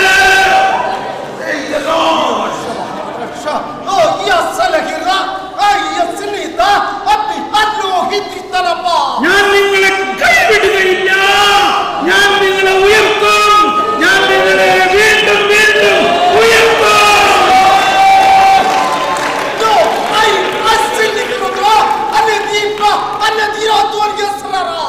എന്റെ അത്യത്ഭുതകരമായ ശക്തി നിങ്ങളിലൂടെ വീണ്ടും കൂടുതൽ ശക്തമായി ഞാനിതാ തുറക്കുന്നു.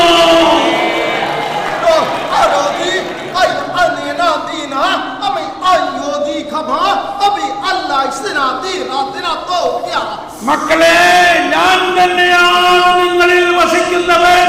ഞാൻ തന്നെയാണ് നിങ്ങളെ അഭിഷേകം ചെയ്തവൻ. ഞാൻ തന്നെയാണ് നിങ്ങളിലൂടെ അത്ഭുതങ്ങൾ നടത്തുന്നവൻ.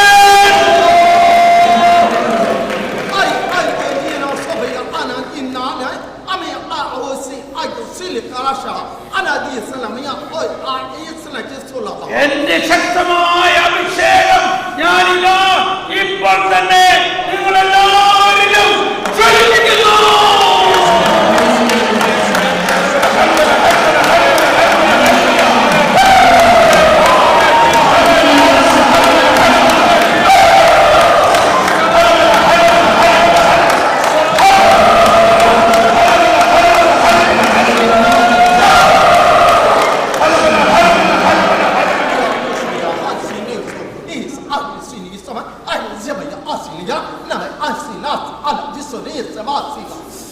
എന്റെ ജനമേ, ദാഹിക്കുവിൻ, കൂടുതൽ ദാഹിക്കുവിൻ. എനിക്കുള്ളതെല്ലാം നിങ്ങൾക്കുള്ളതാണ്.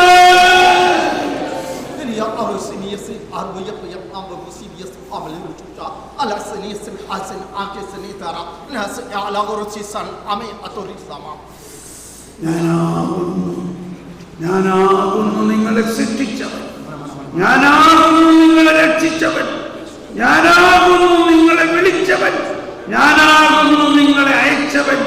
ആ ഞാൻ നിങ്ങളിൽ തന്നെയുണ്ട്. ഇപ്പോ ഇനി എല്ലാവരും ഇരിക്കാം.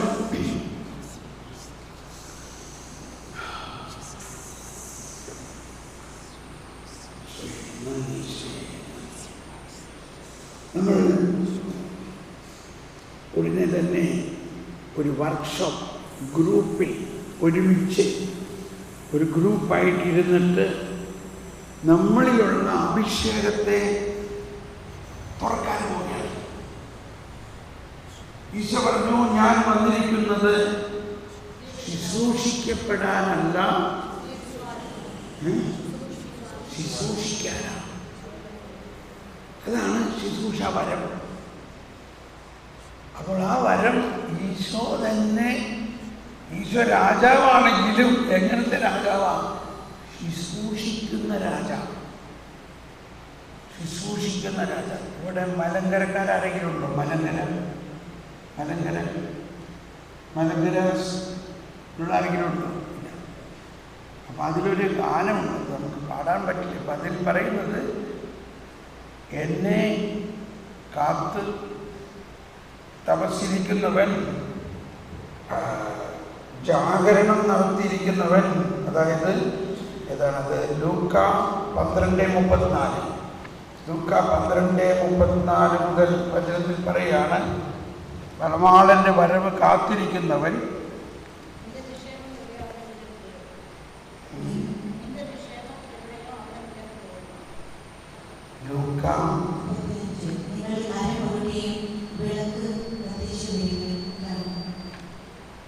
നിങ്ങൾ അരമുറുക്കി വിളക്ക് കത്തിച്ചിരിക്കുകയും ഞങ്ങൾ യജമാനൻ കല്യാണം ഇരുന്ന് കഴിഞ്ഞ് മുട്ടുന്ന ഉടനെ തുറന്നു കൊടുക്കുവാൻ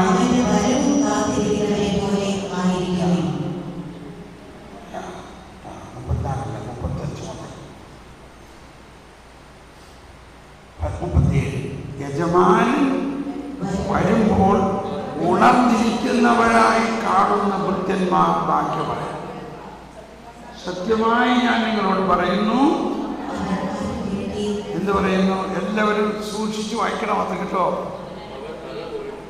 അവൻ അരമുറുക്കി അവരെ ഭക്ഷണത്തിനിരുത്തുകയും അടുത്ത് ചെന്ന് അവനെ ശുശ്രൂഷിക്കുകയും ചെയ്യും. ആര് ശുശ്രൂഷിക്കുന്നു?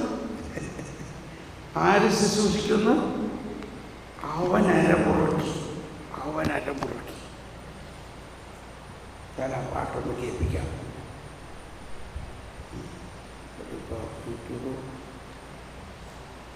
ഓക്കെ, പിന്നെ കേൾക്കാം. ഇവിടെ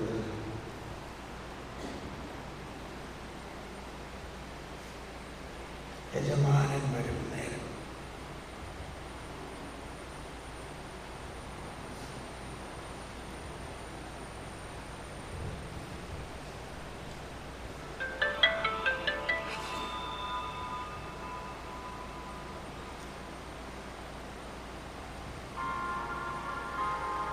അപ്പോൾ വിഷയം ഇതാണ്, അവൻ അരമുറുക്കി നമ്മളെ ശുശ്രൂഷിക്കും രാജാവ്.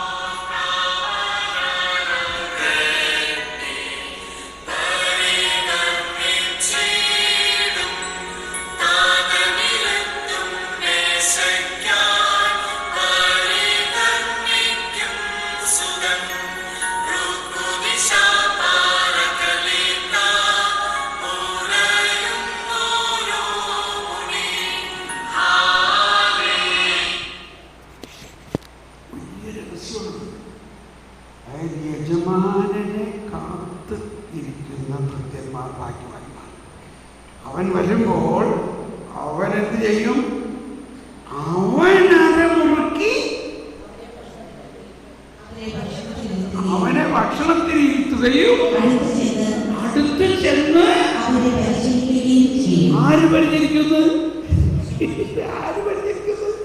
വീട്ടിലെ കൃത്യന്മാരല്ല, യജമാനൻ, രാജാവ്. ആ അർത്ഥത്തിലാണ് യേശു രാജാവ് എന്ന് പറയുന്നത്.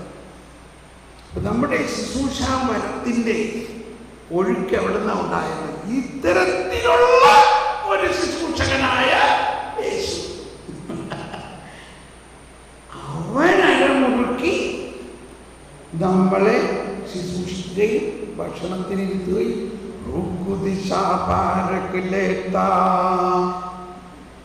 എന്താണ് മുടിനയിൽ നമ്മൾ ധരിപ്പിക്കുന്നു. അപ്പൊ ഈ ശുശ്രൂഷ വരം എന്ന് പറയണത് നമ്മുടെ നാട്ടില് വലിയ റെസ്പെക്റ്റ് ഒന്നും ഉണ്ടാവില്ല. മനസ്സിലായി? ഞാൻ ഈ സുവിശേഷ വേലയ്ക്കൊക്കെ ഇറങ്ങിക്കഴിഞ്ഞപ്പോൾ എല്ലാവരും നല്ല എഞ്ചിനീയറായിരുന്നു. ഇപ്പതേ ബൈബിളും ചട്ടത്തിലും വെച്ചൊരു ഉപദേശിയായിട്ട് നടക്കുക. അവൻ എന്ത് കിട്ടുമെന്ന് വിചാരിച്ചിട്ട് നല്ല ജോലി കളഞ്ഞു, നല്ല ശമ്പളം കളഞ്ഞു. ഇപ്പോൾ ഒരു ബൈബിളും ചട്ടത്തിൽ വെച്ചൊരു ഉപദേശിയായിട്ട് നടക്കുക. എന്താ ഇവൻ്റെയൊക്കെ ലക്ഷ്യം? എന്ത് കിട്ടും അവന്? എല്ലാവരും അന്വേഷിക്കുന്നതാണ് എന്ത് കിട്ടും.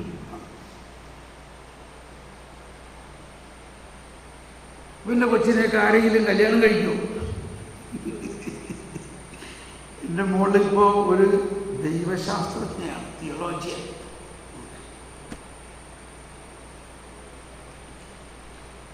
അപ്പോൾ നമ്മുടെ സാക്ഷാൽ നസ്രാണിയുടെ ചിന്ത ഇത്രേ കൊണ്ടു. ക്ഷമിക്കണം, നമ്മളിപ്പോഴും ദൈവരാജ്യത്തിൻ്റെ ആ നിധി കണ്ടെത്തിയിട്ടില്ല. അപ്പോൾ ഞാൻ എൻ്റെ സുഹൃത്തുക്കളായ എഞ്ചിനീയർമാരോട് പറയും, അതെ, ബാക്കിയുള്ള എല്ലാ ജോലിയും അവസാനിച്ചേക്കാം, പക്ഷേ ഈ ദൈവരാജ്യത്തിൻ്റെ ജോലി ഒരിക്കലും അവസാനിക്കില്ല. കാരണം ഇത് അവസാനമില്ലാത്ത ജോലി രാജ്യമാണ്. ഇവിടെ പണിയില്ലാതിരിക്കുന്ന പ്രശ്നമില്ല, ഇതിന് റിട്ടയർമെൻറ്റും ഇല്ല, ഒരു റിട്ടയർമെൻറ്റും ഇല്ല. മരിക്കണോടത്തോളം നമുക്ക് പ്രസംഗിക്കാം. മനസ്സിലായി?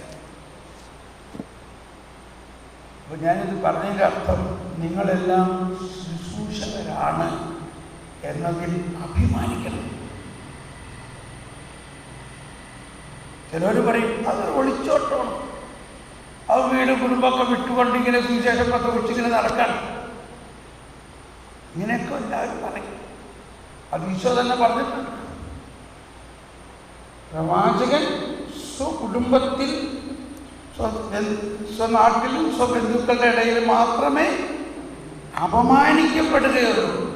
അപ്പോൾ അങ്ങനെയുള്ള അപമാനം നിങ്ങൾക്കുണ്ടോ? ഇല്ലെങ്കിൽ ഉണ്ടാകണം. എങ്കിലേ നിങ്ങൾ യഥാർത്ഥ പ്രവാചകരാകുള്ളൂ. അപ്പോൾ ഞാൻ പറഞ്ഞു വരുന്നത്, ഈ ശുശ്രൂഷ ഒരു വരമാണ്. ആ വരം എവിടെ നിന്ന് ഉത്ഭവിക്കുന്നു? അത് ഈശോ മിശിഹായുടെ കൂട്ടുവേലക്കാരാണ് നമ്മൾ. 1 കൊറിന്ത്യർ 3:9 വചനമൊക്കെ നിങ്ങൾക്ക് ബൈഹാർട്ട് അറിയാം. നമ്മൾ ആരാണ്? ഈശോയുടെ കൂട്ടുവേലക്കാരാണ്. വായിച്ചത്, ഞങ്ങൾ ദൈവത്തിന്റെ കൂട്ടുവേലക്കാരാണ്, നിങ്ങളാകട്ടെ ദൈവത്തിന്റെ വയലിൻ വീടും. ഓക്കെ, ഇനി ഈ കാര്യത്തിലേക്ക് കടക്കാം. ഈ ശുശ്രൂഷകരെ ഈശോ വളരെയധികം ബഹുമാനിക്കണമെന്ന് പറയാൻ വേണ്ടിയിട്ടാണ് ഞാനിത് പറഞ്ഞത്. അവനരമുറുക്കി അവരെ പരിഗണിക്കും. മറ്റൊരു സ്ഥലത്ത് ഈശോ പറഞ്ഞു, യോഹന്നാന്റെ സുവിശേഷം 12-ാം അധ്യായം 26-ാമത്തെ വഴി, യോഹന്നാൻ 12:26 പറയുന്നത്,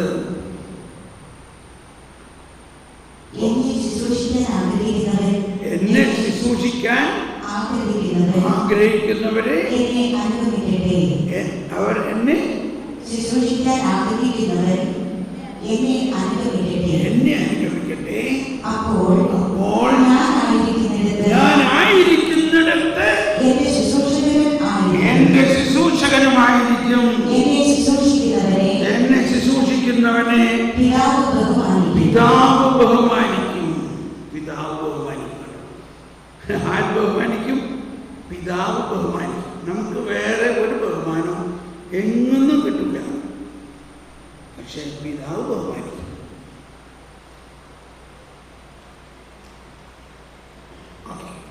ഇനി പ്രാക്ടിക്കലായിട്ടുള്ള കാര്യമാണ്. നമ്മൾക്ക് 3 ദിവസത്തെ ഒരു ശുശ്രൂഷയാണ്. ഇങ്ങനെയുള്ള ധ്യാനം വാസ്തവത്തിൽ 5 ദിവസം ഉണ്ടായാലേ ശരിയാവുള്ളൂ. പക്ഷെ നമുക്കതിനുള്ള സമയവും സൗകര്യമില്ല.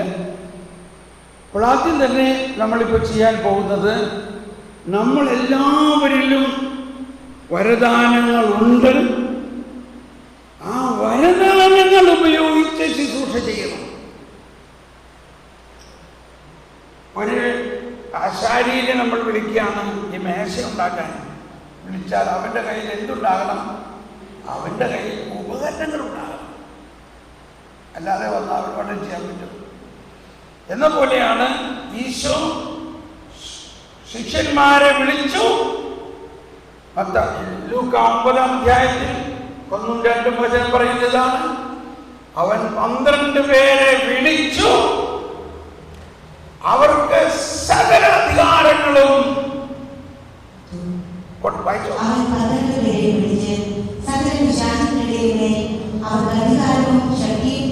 സകല പിശാചുക്കളുടെയും മേൽ. കണ്ടോ? ഒരു പിശാചിന്റെ അല്ല, എത്ര പിശാചുക്കൾ? സകല പിശാചുക്കളുടെയും മേൽ. അപ്പൊ ഇതൊക്കെയാണ് നമ്മൾ ഇനി വിശദമായിട്ട് പഠിക്കേണ്ടത്. സകല പിശാചുക്കളുടെ മേൽ ശക്തി കൊടുത്തു. അതോടൊപ്പം രോഗികളെ സുഖപ്പെടുത്താനും ദൈവരാജ്യം പ്രസംഗിക്കാനും രോഗികളെ സുഖപ്പെടുത്താനുമായി അവരവരെ അയച്ചു. മത്തായിയുടെ സുവിശേഷത്തിൽ 4-ാം അധ്യായത്തിൽ തന്നെ 23-ാമത്തെ വചനം വായിക്കാം. മത്തായി 4:23.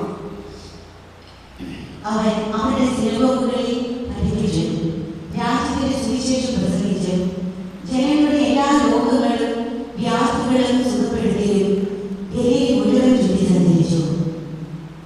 അതുകൂടി എല്ലാവരും വായിച്ചേ.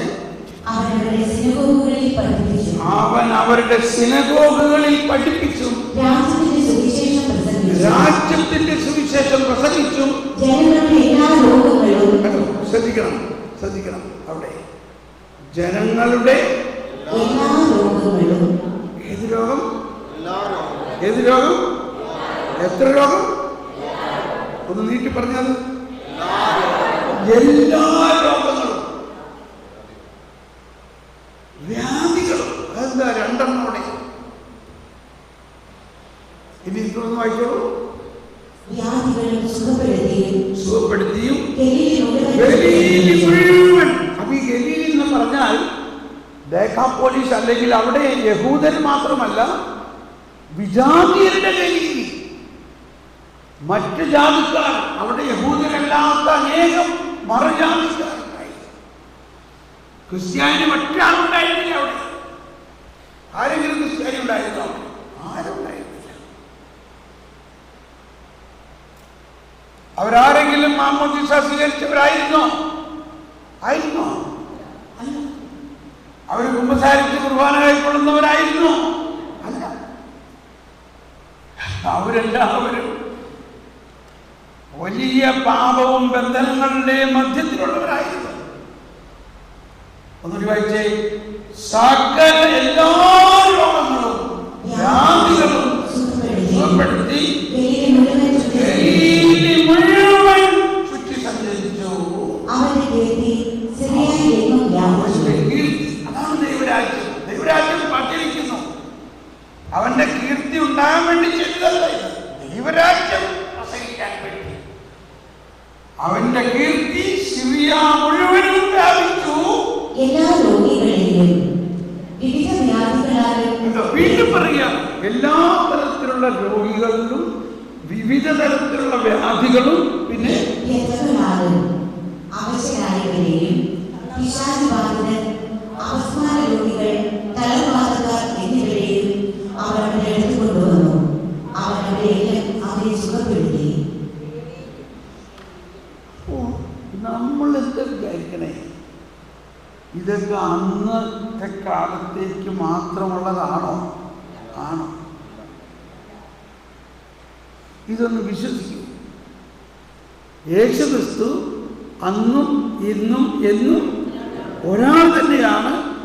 ഈശോ നൽകിയിരിക്കുന്ന വചനവും അതുപോലെ തന്നെയാണ്. ഞാനൊരു എഞ്ചിനീയറായിരുന്നു. എനിക്കിതിനെക്കുറിച്ച് യാതൊരു ഐഡിയ ഉണ്ടായിരുന്നില്ല. ഞാൻ ടാറ്റ കമ്പനിയിലെ അയൺ സ്റ്റീൽ പ്ലാന്റിലാണ് എൻ്റെ ആദ്യത്തെ പരീക്ഷ. കഠിനാധ്വാനിയായിരുന്നു ഞാൻ. അവിടുത്തെ എൻ്റെ കൂടെ പ്രവർത്തിക്കുന്നവർ പറയും, ക്ഷമിക്കണോട്ടോ, അന്നത്തെ ഒരു ഫ്രേസാണ്, ആർക്കെങ്കിലും എന്തെങ്കിലും പറ്റില്ല എന്ന് പറയുകയാണെങ്കിലേ തോമസ് പോളിനെ വിളിക്കുമ്പോ മനസ്സിലായിട്ടില്ല, എന്നെ കണ്ടാൽ ഇരുമ്പ് താനെ വളയും എന്നാ പറയും. ഞാൻ ആള് ചെറുതാണ്, പക്ഷെ എന്തോ അങ്ങനെ ഒരു കൃപ എനിക്കുണ്ട്. ആർക്കും ചെയ്യാൻ പറ്റാത്ത കാര്യം ഉണ്ടെങ്കിൽ തോമസ് പോളിനെ വിളിക്കും. ഞാൻ വന്നിട്ട് പറയും,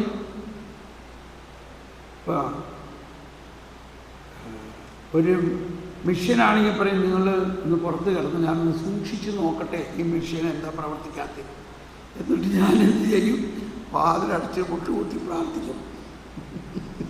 അപ്പോൾ കർത്താവ് എനിക്ക് ഒരു ഐഡിയ തരും, ഒരു ഐഡിയ. ഇപ്പം നമ്മൾ പറയും ദർശനമാണ് അല്ലെങ്കിൽ വേർഡ് ഓഫ് നോളജ്. അന്ന് ഇത് നമുക്കറിയില്ല. ദൈവത്തിൻ്റെ ജ്ഞാനത്തിൽ നിന്നൊരു ഐഡിയ എനിക്ക് കിട്ടും. അത് ചെയ്തു കഴിയുമ്പോൾ കാര്യം നടക്കും. അങ്ങനെയുള്ള എഞ്ചിനും മെഷീൻ്റെയും ഇടയിൽ പ്രവർത്തിച്ച എന്നെ കർത്താവ് വിളിച്ചു. ആ ആദ്യകാലങ്ങളുടെ ഒരു ശുശ്രൂഷ എൻ്റെ മനസ്സിലേക്ക് ഇപ്പോൾ വരികയാണ്. നോർത്ത് ഇന്ത്യയിൽ ഹിന്ദിയിലാണ്. ഒരു ചെറിയ പള്ളിയിൽ ആദ്യത്തെ ധ്യാനം നടക്കുകയാണ്. അപ്പോൾ ഞാൻ അന്ന് പറയാറുള്ള എൻ്റെ ഒരു മാസ്റ്റർ പീസ് വചനം ഇതാണ്: യേശുക്രിസ്തു ക്രിസ്ത്യാനികളുടെ ഒരു പ്രൈവറ്റ് പ്രോപ്പർട്ടി അല്ല. യേശുക്രിസ്തു ക്രിസ്ത്യാനികളുടെ ഒരു പ്രൈവറ്റ് പ്രോപ്പർട്ടി അല്ല. യേശു ജനിച്ചപ്പോഴും ഒറ്റ ക്രിസ്ത്യാനി ഉണ്ടായിരുന്നില്ല, മരിച്ചപ്പോഴും ഒരു ക്രിസ്ത്യാനി ഉണ്ടായിരുന്നില്ല. പിന്നെ ആർക്ക് വേണ്ടി ജനിച്ചു, ആർക്ക് വേണ്ടി മരിച്ചു. ഇതാണ് വളരെ പ്രധാന ഒരു രഹസ്യം. യേശു രാജാവാണ്, യേശു രക്ഷകനാണ്. ആരുടെ രക്ഷകൻ? ക്രിസ്ത്യാനിയുടെ രക്ഷകനാണ്. യേശു മനുഷ്യവംശത്തിന്റെ മുഴുവൻ രക്ഷകനാണ്. എന്നിട്ട് ഈ വചനം പറയും, അപ്പോസ്തല പ്രവർത്തനം 4:12 പറയുന്നു. എല്ലാവരും ഏറ്റു പറഞ്ഞു, ഒന്ന് ശബ്ദമുയർത്തി: ആകാശത്തിന് കീഴെ മനുഷ്യരുടെ രക്ഷയ്ക്കായി മറ്റൊരു നാമവും നൽകപ്പെട്ടിട്ടില്ല, യേശുനാമമല്ലാതെ.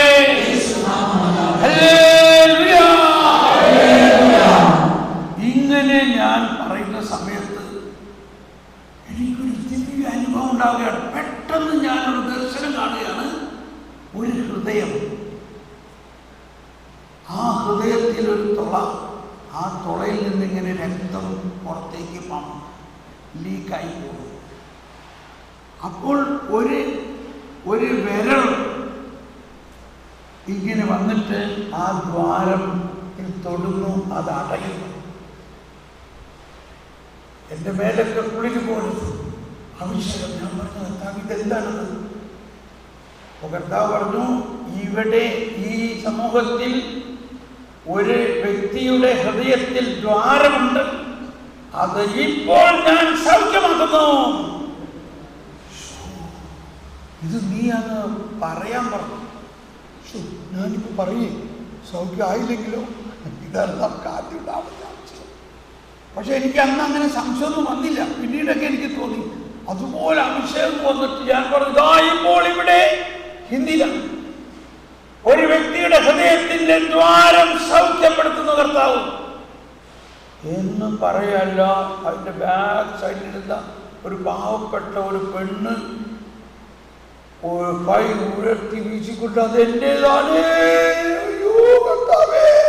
എന്റെ ഹൃദയത്തിന് ദ്വാരമായിട്ട് ഞാൻ എന്ത് ചെയ്യണമെന്നറിയാതെ പാവപ്പെട്ട ഞാൻ കരഞ്ഞിരിക്കുകയായിരുന്നു. കർത്താവിന്റെ കരച്ചിൽ കേട്ടു എന്ന് പറഞ്ഞ് അത് ഓടി വരികയാണ്. ആ കൂടിയിരുന്ന ജനമെല്ലാം എഴുന്നേറ്റ് നിന്ന് ആർപ്പുവിളികളോടെ കർത്താവിനെ സ്തുതിക്കാൻ തുടങ്ങി.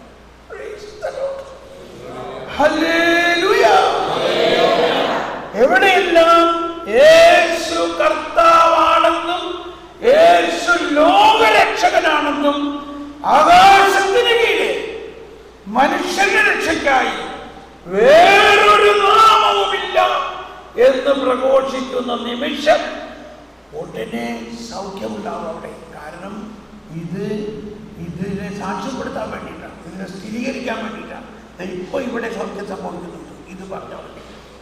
ഇങ്ങനെയുള്ള സൗഖ്യങ്ങൾ നമ്മൾ വീണ്ടും പ്രഘോഷിക്കുമ്പോൾ അപ്പൊ വീണ്ടും സൗഖ്യം ഉണ്ടാവും.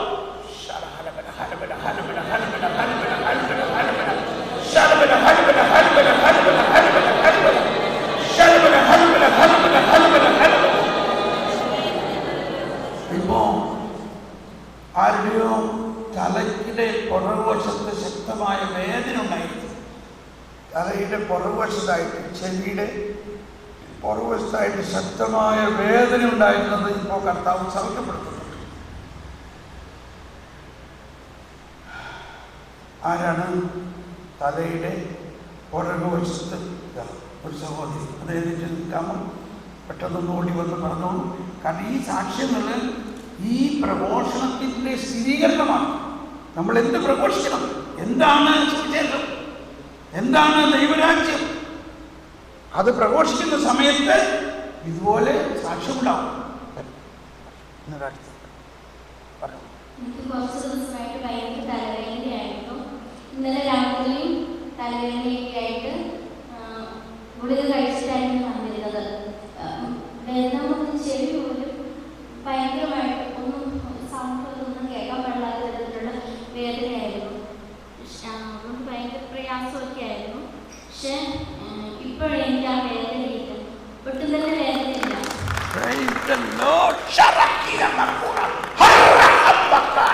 മകളെ, നിന്നെ ഞാൻ അഭിഷേകം ചെയ്യുന്നു.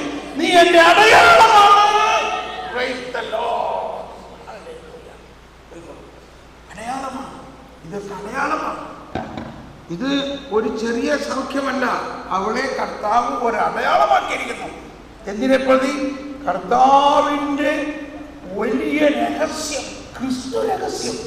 നമ്മൾ വെറുതെ സുവിശേഷം പ്രഘോഷിക്കല്ല, ക്രിസ്തു രഹസ്യമാണ് പ്രഘോഷിക്കുന്നത്. അപ്പൊ അങ്ങനെ ആരംഭം മുതലേ തന്നെ ഈ വരദാനങ്ങൾ ഉപയോഗിച്ചപ്പോഴാണ് വലിയ അഭിഷേകം ഉണ്ടാകാൻ തുടങ്ങിയത്. അപ്പോൾ ഈ വരദാനങ്ങൾ നമ്മളെല്ലാവരിലും ഉണ്ട്. പക്ഷെ നമ്മളത് വേണ്ട രീതിയിൽ ഉപയോഗിക്കുകയും അതിനെ ജ്വലിപ്പിക്കുകയും ചെയ്യേ തീരും. അതാണിപ്പോൾ നമ്മൾ ചെയ്യാൻ പോകുന്നത്. ഉപകരണങ്ങളാണ് വരദാനങ്ങൾ. ആശാരിയുടെ കയ്യിൽ ഉപകരണമില്ലെങ്കിൽ അയാൾക്ക് പ്രവർത്തിക്കാൻ പറ്റില്ല എന്ന പോലെ സുവിശേഷ ശുശ്രൂഷകന്റെ കയ്യിൽ എന്ത് ശുശ്രൂഷ ചെയ്യുന്നവരായാലും, വെറുതെ വെള്ളം കൊടുക്കുന്നവനായാലും അല്ലെങ്കിൽ ബാത്റൂം കഴുകുന്നവനായാലും അതും വലിയ ശുശ്രൂഷ തന്നെയാണ്. അവനിലും കർത്താവ് സംസാരിക്കും. കൗൺസിലേഴ്സ്, ഗാന ശുശ്രൂഷ നടത്തുന്നവര്, എല്ലാ തരത്തിലും മധ്യസ്ഥ പ്രാർത്ഥനക്കാര്. അപ്പോ ഒരുപക്ഷെ ബ്രദർ സാബു അർഗോട്ടിൽ മാത്രമായിരിക്കാം സുവിശേഷം പ്രധാനമായിട്ട് ശുശ്രൂഷ നടത്തുന്നത്. പക്ഷെ അദ്ദേഹത്തിനോട് ഒപ്പം ഒരുമിച്ച് പ്രവർത്തിക്കാൻ തിരഞ്ഞെടുക്കപ്പെട്ട നമ്മളെല്ലാവർക്കും അവൻ അരമുറുക്കി, കേട്ടോ, അവൻ അരമുറുക്കി ശുശ്രൂഷിക്കും നമ്മളെ. അവൻ അരമുറുക്കി. അതുകൊണ്ട് നമ്മുടെ ആ ശുശ്രൂഷാ വരത്തിനെ നമ്മൾ വളരെ വിലമതിപ്പോടുകൂടി കാണുകയും ബഹുമാനിക്കുകയും ഈശോ ഓരോ ദിവസവും നമുക്ക് പുതിയ പുതിയ വരങ്ങൾ നൽകുന്നതിൽ നമ്മൾ ഉത്സുകരാണ്. ഓക്കെ, അപ്പോൾ ഇനി ഞാൻ പെട്ടെന്ന് നമ്മൾ ചെയ്യാൻ പോകുന്നത്, നമുക്ക് ഒരു 10 ഗ്രൂപ്പാക്കാം. ആ ഗ്രൂപ്പിൽ ഇപ്പം നമുക്ക് നമ്പർ എടുത്ത് ഗ്രൂപ്പാക്കാം. ആ ഗ്രൂപ്പിൽ നിങ്ങൾ ഇരുന്നിട്ട് നിങ്ങൾ ചെയ്യേണ്ടത്, ആദ്യത്തെ ഗ്രൂപ്പ് ഇങ്ങനെയാണ്. നമ്മൾ പരിശുദ്ധാത്മാവിന് വേണ്ടി ചെറുതായിട്ടൊന്ന് പ്രാർത്ഥിച്ചിട്ട് ഒരു ഗ്രൂപ്പ് ലീഡറെ തിരഞ്ഞെടുക്കണം. എന്നിട്ട് ഓരോരുത്തർക്കും വേണ്ടി, ഇപ്പോൾ 5 പേരുണ്ടെങ്കിൽ ഒരാൾ നടുക്കിരിക്കുക, അല്ലെങ്കിൽ ഒരാളെ കേന്ദ്രീകരിച്ചുകൊണ്ട് മറ്റ് 4 ആളും ആ വ്യക്തിയിലുള്ള വരങ്ങളെ അഭിഷേകമാക്കാൻ, പൗലോസ് തിമോത്തിയോസിന് പറഞ്ഞ മാതിരി, നിന്നിൽ എൻ്റെ കൈവെപ്പിലൂടെ നിനക്ക് ലഭിച്ചിട്ടുള്ള വരങ്ങളെ ജ്വലിപ്പിക്കും. ഇതാണ് ചെയ്യാൻ. ഇങ്ങനെ ചെയ്യുമ്പോൾ പെട്ടെന്ന് അവസാനിപ്പിക്കരുത്. 4 പേർ ഒരാൾക്ക് വേണ്ടി പ്രാർത്ഥിക്കുമ്പോൾ ഈ പ്രാർത്ഥന സ്വീകരിക്കുന്ന ആൾക്ക് വിവിധ തരത്തിലുള്ള അനുഭവങ്ങളുണ്ടാകും. ദർശനങ്ങളുണ്ടാകാം, സ്പർശനങ്ങളുണ്ടാകാം. എന്ന മാതിരി ഈ പ്രാർത്ഥിക്കുന്ന മറ്റു 4 പേർക്ക് സ്പർശനമുണ്ടാകാം, ദർശനമുണ്ടാകാം, പ്രവചനമുണ്ടാകാം. അത് ഒരാൾ വൺ ആഫ്റ്റർ എന്നത് എല്ലാവരും ഒപ്പമായിട്ട് ഒരാൾ കഴിയുമ്പോൾ ഒരാളായിട്ട് അത് പ്രവചിക്കണം, ദർശനം ഉണ്ടാകുമെന്ന് പറയണം. അപ്പോൾ നമുക്ക് മനസ്സിലാകും ഇത് ഈ 4 പേർക്കും കിട്ടുന്ന സന്ദേശങ്ങൾ തമ്മിൽ ഒരു നല്ല കണക്ഷൻസ് ഉണ്ടെന്ന് മനസ്സിലാകും. അങ്ങനെ നമ്മളിലുള്ള വരങ്ങളെ നമുക്ക് മനസ്സിലാവും. ഇപ്പോൾ ഒരാൾക്ക് പെട്ടെന്ന് പുള്ളി പ്രാർത്ഥിക്കുമ്പോൾ പെട്ടെന്ന് ഒരു നടുവേദന എടുക്കണം. അത് പെട്ടെന്ന് എനിക്ക് നടുവേദന എടുക്കണേ. അപ്പോൾ ചോദിക്കുക, നിങ്ങൾക്ക് നടുവേദനയുണ്ടോ? അയ്യോ, ഇന്നലെ രാത്രി ഞാൻ ഉറങ്ങിയിട്ടില്ല, നടുവേദനയായിട്ട്. അപ്പോൾ എന്ത് ചെയ്യണം? അപ്പോൾ അവർക്ക് പ്രാർത്ഥിക്കണം. അപ്പോൾ നിങ്ങൾ ആ വ്യക്തിക്ക്, അല്ലെങ്കിൽ ഇപ്പം നമുക്ക് നടുവേദന ഉണ്ടെന്ന് തോന്നിയ ആ വ്യക്തിക്ക് രോഗശാന്തി വരുന്നുണ്ട്. അതുകൊണ്ടാണ് അങ്ങനെ വേദനിച്ചത്. ആ വ്യക്തി ഇപ്പോൾ ആർക്ക് വേണ്ടി പ്രാർത്ഥിക്കുന്നു, ആ വ്യക്തി വേണ്ടി പ്രാർത്ഥിക്കുമ്പോൾ അവർക്ക് നടുവേദന മാറുന്നു. അങ്ങനെ ഈ ചെറിയ ഗ്രൂപ്പിൽ ഈ വരങ്ങളെല്ലാം അഭിഷേകമാകുമ്പോൾ നമ്മൾ പൊതുവായിട്ട്, അപ്പോൾ എല്ലാവരിലും ഈ വരങ്ങൾ അഭിഷേകമാകുമ്പോൾ ഈ ടോട്ടൽ മിനിസ്ട്രിയിൽ ഒരു ഭയങ്കര അഭിഷേകത്തിൻ്റെ ജ്വലനമുണ്ടാകും. മനസ്സിലാകുന്നുണ്ടോ? അങ്ങനെ നമ്മൾ വീണ്ടും വൈകുന്നേരം ഒരിക്കൽ കൂടി വേറൊരു വർക്ക്ഷോപ്പ് നടന്നു. ആദ്യത്തെ വർക്ക്ഷോപ്പ് ഇതാണ്.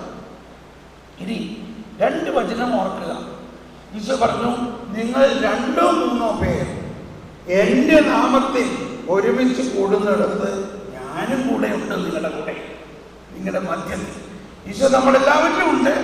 എന്നാൽ അതുകൂടാതെ ഇങ്ങനെയുള്ളൊരു ഗ്രൂപ്പ് ആകുമ്പോൾ അവിടെ ഒരു പ്രത്യേക സാന്നിധ്യമുണ്ട്. രണ്ടാമത് ഈശോ പറഞ്ഞു, 2 പേരെങ്കിലും ഒരുമയോടെ ചോദിക്കുന്ന എന്ത് കാര്യവും എൻ്റെ സ്വർഗസ്ഥനായ പിതാവ് നിങ്ങൾക്ക് നടത്തി തരും. ഇവിടെ നമ്മൾ ചോദിക്കാൻ പോണത് ശുശ്രൂഷാവരം ജ്വലിപ്പിക്കണേ. പുതിയ ശുശ്രൂഷാവരങ്ങൾ നമ്മളിൽ തുറക്കണമേ. ഇപ്പൊ തന്നെ കർത്താവ് പറഞ്ഞു, വലിയ കാര്യങ്ങൾ ചെയ്യാനുള്ള പുതിയ വരങ്ങൾ നിങ്ങൾക്ക് തരും. അങ്ങനെ നമ്മൾ ഓരോരുത്തരിലും എന്തെല്ലാം പുതിയ വരങ്ങളുണ്ടെന്നുള്ളത് ഒരുപക്ഷെ ഇപ്പം തന്നെ മനസ്സിലാവില്ലെങ്കിൽ നമുക്ക് പിന്നീട് മനസ്സിലാക്കാം. അപ്പം ഇതൊക്കെ വെച്ചിട്ടായിരിക്കും നമ്മൾ പ്രാർത്ഥിക്കേണ്ടത്. ഓക്കെ, അപ്പം നമ്മൾ ഇപ്പോൾ ഗ്രൂപ്പ് തിരിക്കാൻ പോവുകയാണ്. 1 മുതൽ 10 വരെ എണ്ണുക. 1 to 10. എന്നിട്ട് നമ്പർ ഓർത്തിരിക്കണം. യെസ്, ഇവിടെ 6, 10. Okay, number ഓർത്തിരിക്കണേ. ഓക്കെ, അവിടെ 1 ഉച്ചത്തിൽ പറഞ്ഞു വന്ന നമ്പർ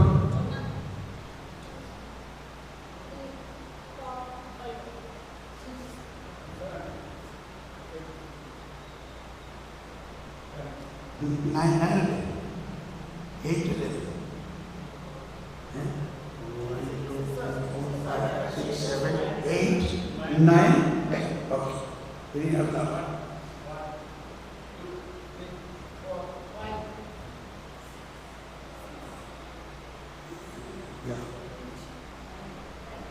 ഓക്കെ, അവിടെ 1, 2, 3,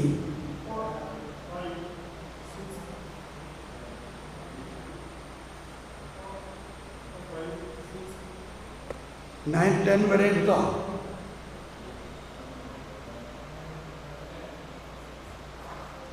അവിടെ ഇനിയാണ് അവിടെ കഴിഞ്ഞോ? ഇനി ബാക്കിലോട്ട്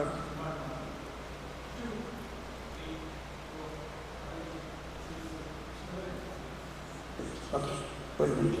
ഇനി ഇപ്പോൾ ലൈവ് പ്രോഗ്രാം നിർത്തുകയാണ്. നിങ്ങൾ സാധിക്കുന്നവർ നിങ്ങൾ ഒരുമിച്ച് ഗ്രൂപ്പായി പ്രാർത്ഥിച്ചോളൂ. ഇപ്പോൾ ഈ ലൈവ് പ്രോഗ്രാം നിർത്തുകയാണ്. ഇപ്പോൾ ഇവിടെ ഗ്രൂപ്പ് പ്രയറിലേക്ക് നീങ്ങുകയാണ്. Okay, God bless you all. ഈശോയെ ഇപ്പോൾ ലൈവ് കണ്ടുകൊണ്ടിരിക്കുന്ന എല്ലാവരെയും പ്രത്യേകം അനുഗ്രഹിക്കണമേ. അവർ അവിടെ ഗ്രൂപ്പായിട്ട് പ്രാർത്ഥിക്കുമ്പോൾ അവരിൽ പുതിയ വരദാനങ്ങൾ തുറക്കണമേ. Praise the Lord.